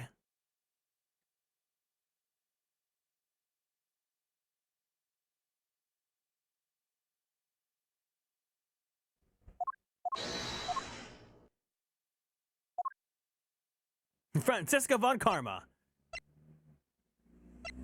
Take that! Oh my god, who is it? What? Brain. The Yatagarasu? Wow. I feel so stupid. There's only one person who would have known about the dual nature of the key. And that is? That is the person who sent the Yatagarasu's key to the police. That is to say, the Yatagarasu herself! Oh my god! She was the Yatagarasu!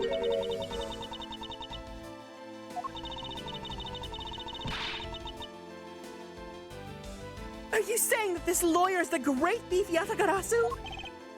Miss Yu. You used Mr. Rel to lure Mr. Faraday into a trap, didn't you? You, who profess to bear a grudge against criminals. Why? Why do you do something like this?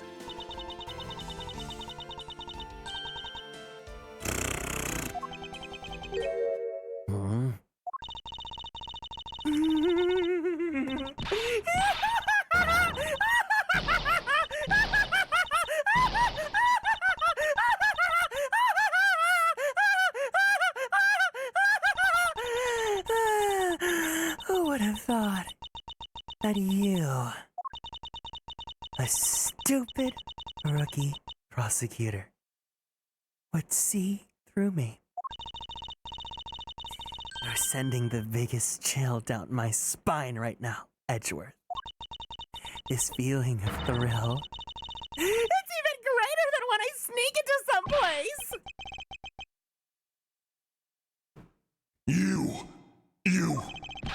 You killed Faraday?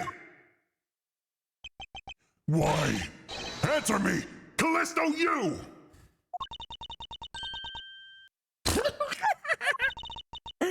Callisto, you, huh? That's not my real name. Because my real identity is, yes, the great thief Yatagarasu! Let me tell you something, Edgeworth. Mr. Faraday was one difficult man to deal with. For you see, he had discovered my true identity, which is why I had to erase him from the world of law. I made Rel an offer, an acquittal for a little favor in return. All he had to do was accuse Mr. Faraday of being the Yatagarasu in court. But once we entered the recess, Rel was dragged off by Mr. Faraday, which threw my plan into a complete mess. I chased after them and eavesdropped on them through the crack in the door.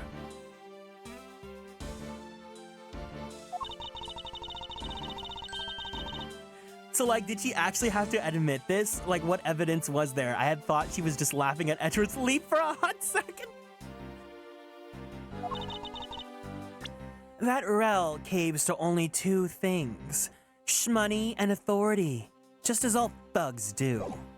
I feared my plan was going to be ruined if Mr. Faraday held onto Rel any longer. Plus, if I'd let them continue on the way that they were, I would have been found out.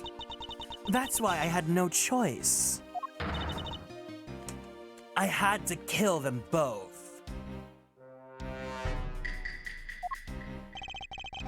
But didn't you say that you despised criminals? But do I really? You! Have you forgotten about the KG8 incident too? Maybe. What sort of woman would... So then, was it your plan to kill Mr. Faraday with the very evidence that you sent? Well, I had a good idea of what Mr. Faraday was going to do. I anticipated that Mr. Faraday was going to prove that Rel wasn't the Yatagarasu. By using this Yatagarasu's key as evidence, and that he would bring it with him. Which is why I thought to use the knife portion. With a weapon as well disguised as this, no one would be the wiser. Because who in their right mind would think something like this could be a weapon? I casually entered lobby number 2 on the pretext that I had to talk to Mr. Faraday. And in order to get in with him, I pretended to be worried about something. He then let me hold the Yatagarasu's key just like that. He never noticed that I had changed the key into a knife inside that plastic bag. And he didn't have the chance to take note of the knife that took his life. How could you kill him? I knew him for a long time, you know? At the very least, I thought to give him a quick and painless death. But if you killed Mr. Faraday first, there was no need for you to kill Mr. Rel as well. I believe I mentioned why when we were placing Detective Gumshoe under arrest. Something about having accidentally created an eyewitness. And how that led the killer to think about setting them up as though they'd kill each other. Then the trick with the surveillance tape. Yes, I hadn't actually planned to use a gun. The risk was too high that I'd be caught. However, that's when I remembered the existence of that surveillance tape. Which is why I had Rel help me set up the crime scene. And after all was said and done, I rewarded him for all his hard work. With a bullet. You're a defense attorney, aren't you? How could you betray a client? Client? If you want to talk about who was a client of whose first, it was me. I was the client in the murder of the Cotopian Embassy staff member, Dade Matt. Dade Matt! You ordered a hit job? You still haven't figured it out, Mr. Bad. I had Dade Man killed because he was about to give away info about the smuggling ring. Now, who exactly do you think would benefit from such an assassination? It can't be. You're... That's right. I'm a member of the smuggling ring. What?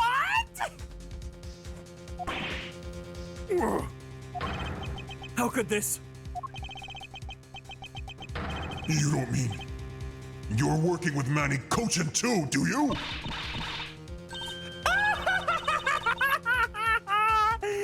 Maybe, maybe not. Guess you'll never know. The Yatagarasu claims to be noble, but you're just another cold-blooded murderer! That's right, little girl. The Yatagarasu's just another killer. Be quiet! You! Yatagarasu! You can run from the law, but you'll never escape it! So just humbly accept the judgment of this court!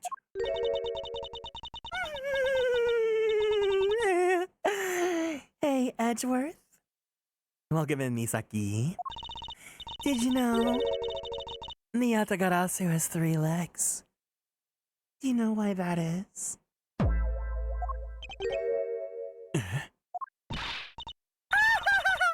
No. Well, let me tell you. It means that the Yatagarasu has more than one razor-sharp way to do her work. Oh my god!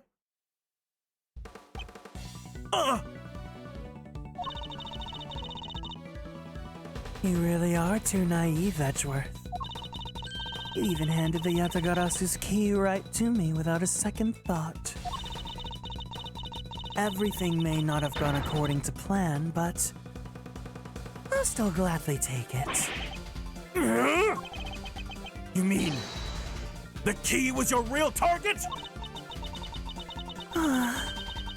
And even after I gave you such great advice. So, no, she's very much diva. Didn't I tell you to always keep a good eye on a criminal? Or you may regret what comes out of your negligence. This is so Kafka-coded. This is so Kafka-coded. You two, get down!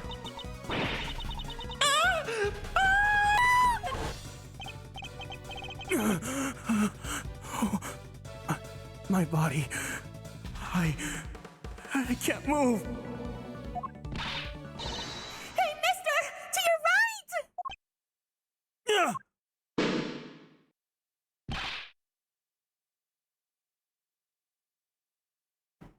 You!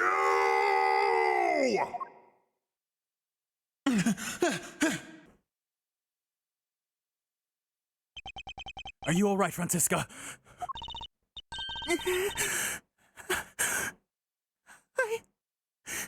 I'm perfectly fine, Miles. Diva down! Diva back up! Queen never cry! Queen never cry! Her voice is shaking, but it looks like she's unharmed. Where did Kay go? That was a gunshot!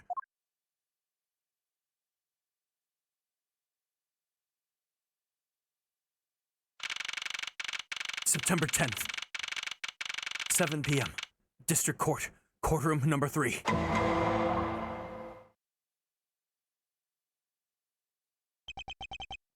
Sorry. Sorry, but it looks like she got away. I called the precinct. I should have a perimeter set up soon. Detective Bat, are you Right! I heard a gunshot. I'm okay. Just got another hole in my jacket. You may say he's He fine, looks quite shaken. but more importantly, Mr. Edgeworth, Miss Von Karma, are you two hurt? I'm absolutely fine! I'm also alright. Thanks to Kay. Speaking of Kay, where is she? I don't know. She just sort of disappeared.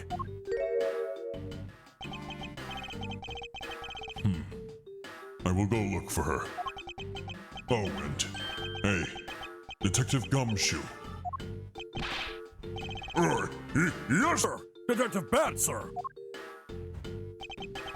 I'm sorry I doubted you. Don't worry, sir. It's not your fault.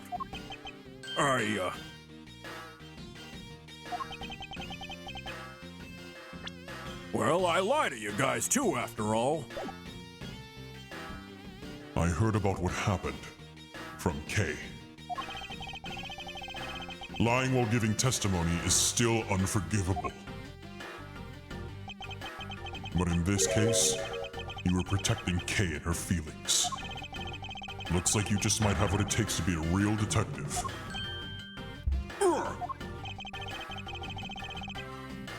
Now don't you ever lose that detective spirit, okay? You got it, Pops!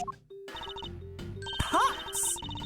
Watched one too many detective dramas recently, have we? Way to single-handedly destroy the cheery atmosphere with one snarky comment. I should get back to the investigation.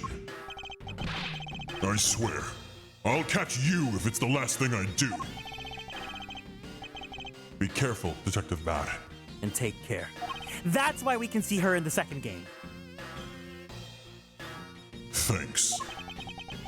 Well, I'm off. Maybe we'll run into each other again someday.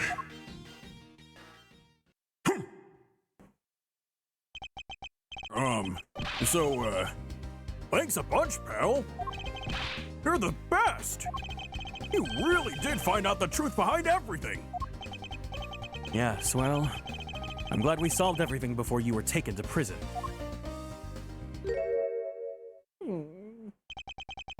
I can't believe how much trouble I caused you with my testimony, Detective Gumshoe. Oh, it was no problem, really. I mean, I lied too, so I didn't help anything. It's really not your fault, Your Honor. Well, even if we didn't have His Honor's testimony, I think that lawyer would have found another way to get you convicted on her behalf. Yeah, I can't believe I was about to get fired during my first week as a detective.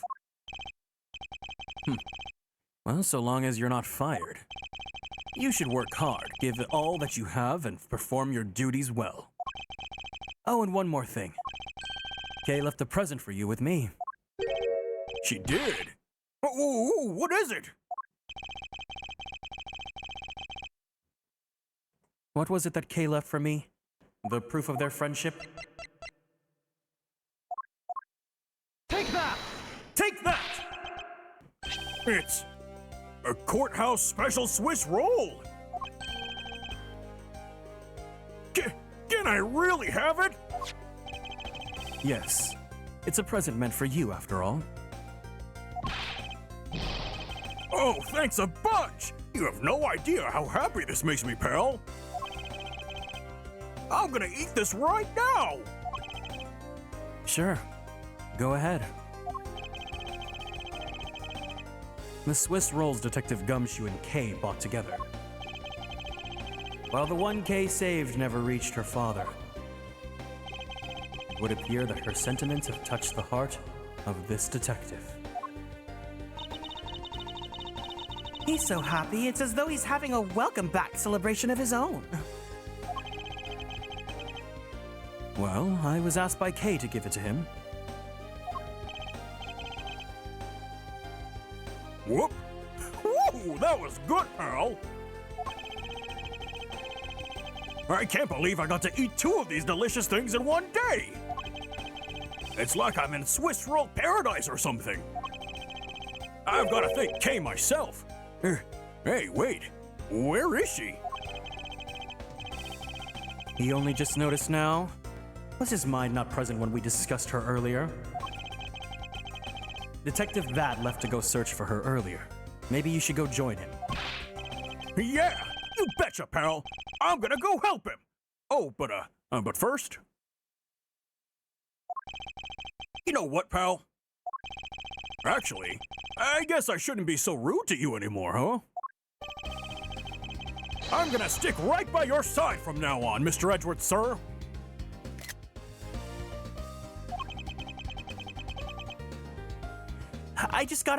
We just have to talk. We just have to talk. We just have to talk about this. We just have to talk about this really fast.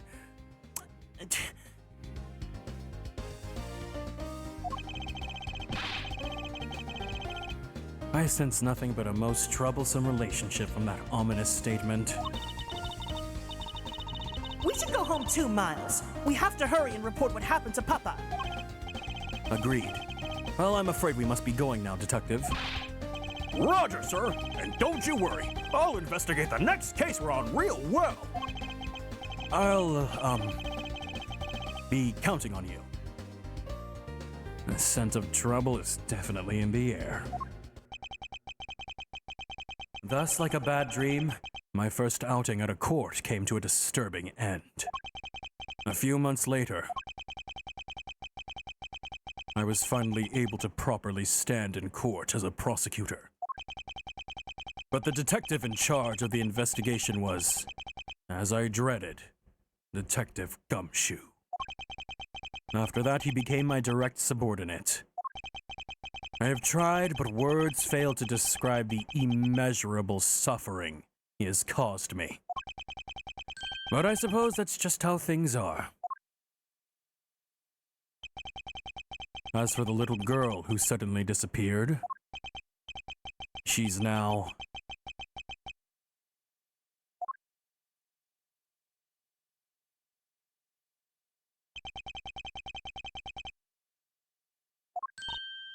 So, do you remember now?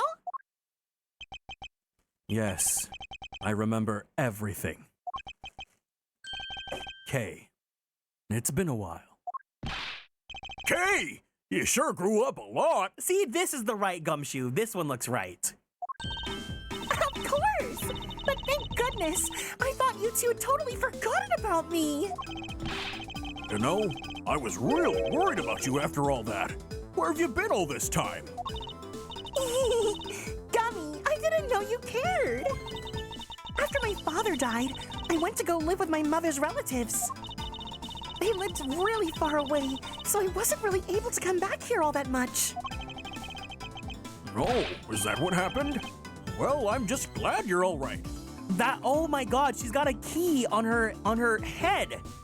The Yatagarasu key. So it does it make all sense now? You betcha it does. Oh, you know what? I was gonna go through my father's bookshelves recently, and, Hold it! Actually, there are still a number of things that don't make sense, Kay. Huh? First of all, why did you come all this way to see me? And second, why are you calling yourself the Yatagarasu? The Yatagarasu is Callisto Yu, the woman who killed your father. no, you're wrong. The real Yatagarasu was my father!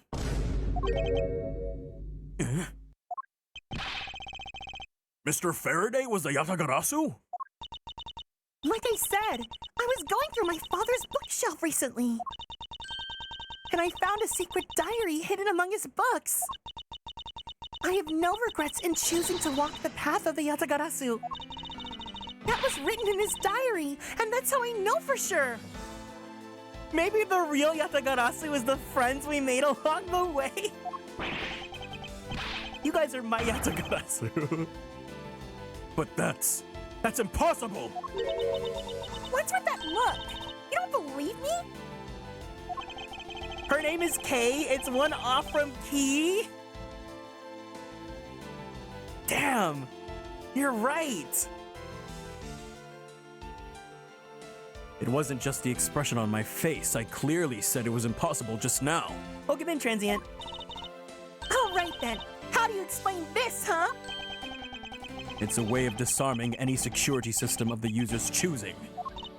Yep, that's Little Thief. Truth be told, it's the Yatagarasu's greatest secret. And this little gizmo was used by my father. Wow! Mr. Faraday wasn't just a great prosecutor, he was a really great thief, huh? Yeah, my father worked really hard to steal the truth. But he was killed, and the Yatagarasu was no more.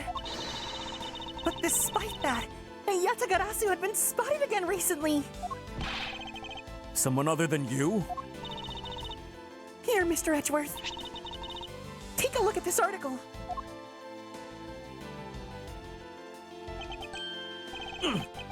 The Yatagarasu sent the embassy.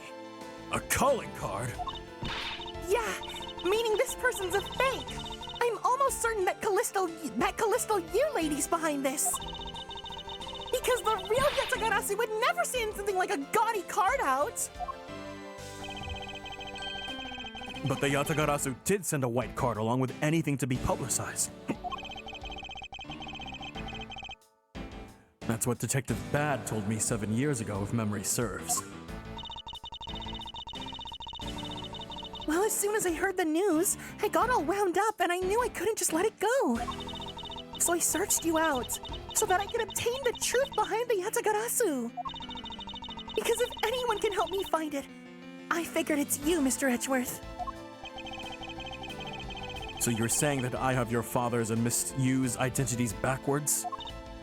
Yes, because the real Yatagarasu is noble to the end. And I want to revive the real noble Yatagarasu. If I don't, my father will never be able to rest in peace. Kay. Kay, you're so honorable. I don't care what anyone else thinks. I'll always be here to cheer you on, pal. Even if you are honorable, a thief is a thief. And if you are plotting to commit a crime, then I'm afraid I cannot be complicit. Mr. Edgeworth. You guys are not making it easy for me. Who am I supposed to support now?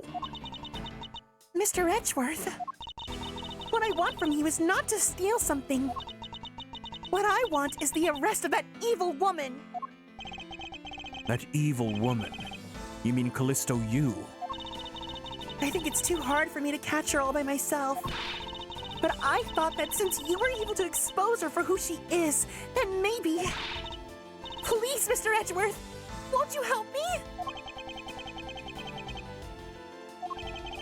Come to think of it, I do believe I owe you. Huh? Owe me for what? When Miss Yu made her escape, it was you who saved my life. Furthermore, you helped me with the investigation today. I'm not so rude as to leave favors unrepaid. Then you mean... Yes. That case has been weighing down my soul ever since that fateful day. Perhaps the time has come to settle things once and for all. If you don't intend to sully your hands in a crime, then I believe I can help you. Mr. Edgeworth, thank you! Yay, Mr. Edgeworth, sir! Isn't that great, Kay? Yeah, it sure is, Gummy! Even though he had completely forgotten about her until just now. Everyone in this room did not know she existed until now. What is with their chummy relationship? The great thief Yatagarasu. After all that time, the true identity of the thief sank back into the darkness. Burn Faraday, Callisto Yu, and Kay Faraday. The phantasmagorically changing identity of the great thief Yatagarasu. And the Yatagarasu's real goal. It would all come to light the day after I made that promise to Kay. The end.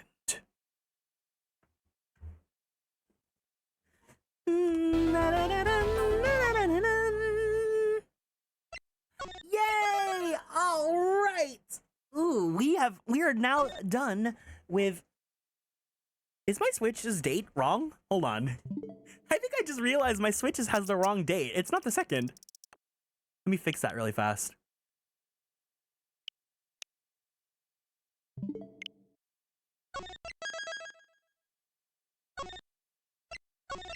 Wait, it still says 12/2.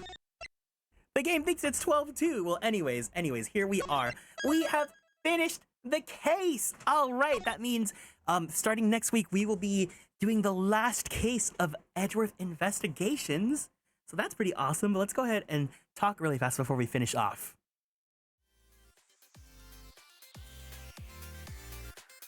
All right, so that's gonna be it for today. How was it? Did you guys enjoy? Wasn't it crazy? Wasn't it wild? I'm happy that because now that we're at the final case, it's gonna be really entertaining because my thing about Ace Attorney games, or at least like the earlier Ace Attorney games like this, the middle cases are a little bit more, I don't think boring is the right word. I think it's more like the central plot is usually the first case and the last case. And now that we're getting there, like it's gonna get really juicy, right? And then after this case, we're gonna go on to Edgeworth 2, which is supposed to be peak of the series. So I'm super, super, super excited to get to it. But I also can't believe how far in our Ace Attorney journey we are in now. That's super awesome. And I'm so happy that you guys joined me for all of it. But yeah, a favorite case made me cry at one point or two. Well, don't spoil anything about it, okay, guys? We're gonna be going in completely blind to next week, so that's gonna be awesome. But yeah, thank you guys for joining me. If you guys are new here and want to keep up on all the socials, please feel free to join us on Twitter, YouTube, TikTok, and Blue Sky at Atelier Kieran. If you guys want to join the Discord, the link is available down there. Anyone's welcome to join as long as you guys are over the age of 18. I might do another stream tonight where we do some Final Fantasy 14 maps. It's going to be a chill stream.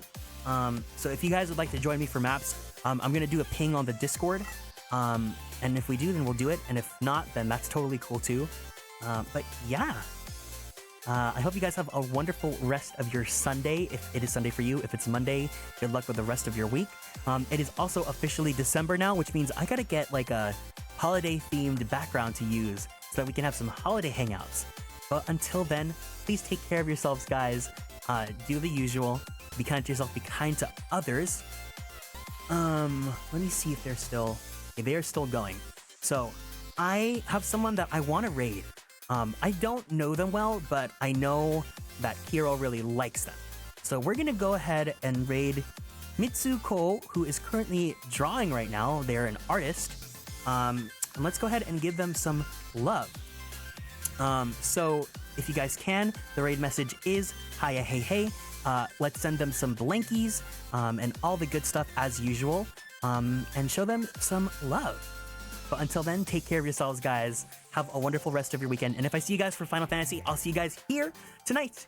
If not, take care. Have a great rest of your weekend. I'll try to get a schedule up, okay? And also, please follow Kiro because we're doing Thankmas. He's gonna be doing Thankmas streams. So he's gonna be fundraising for a good charity. Do that, please. Please, please, please, please, please, guys. But until then, take care. I love you guys. Have a great one. Otsu Kieran.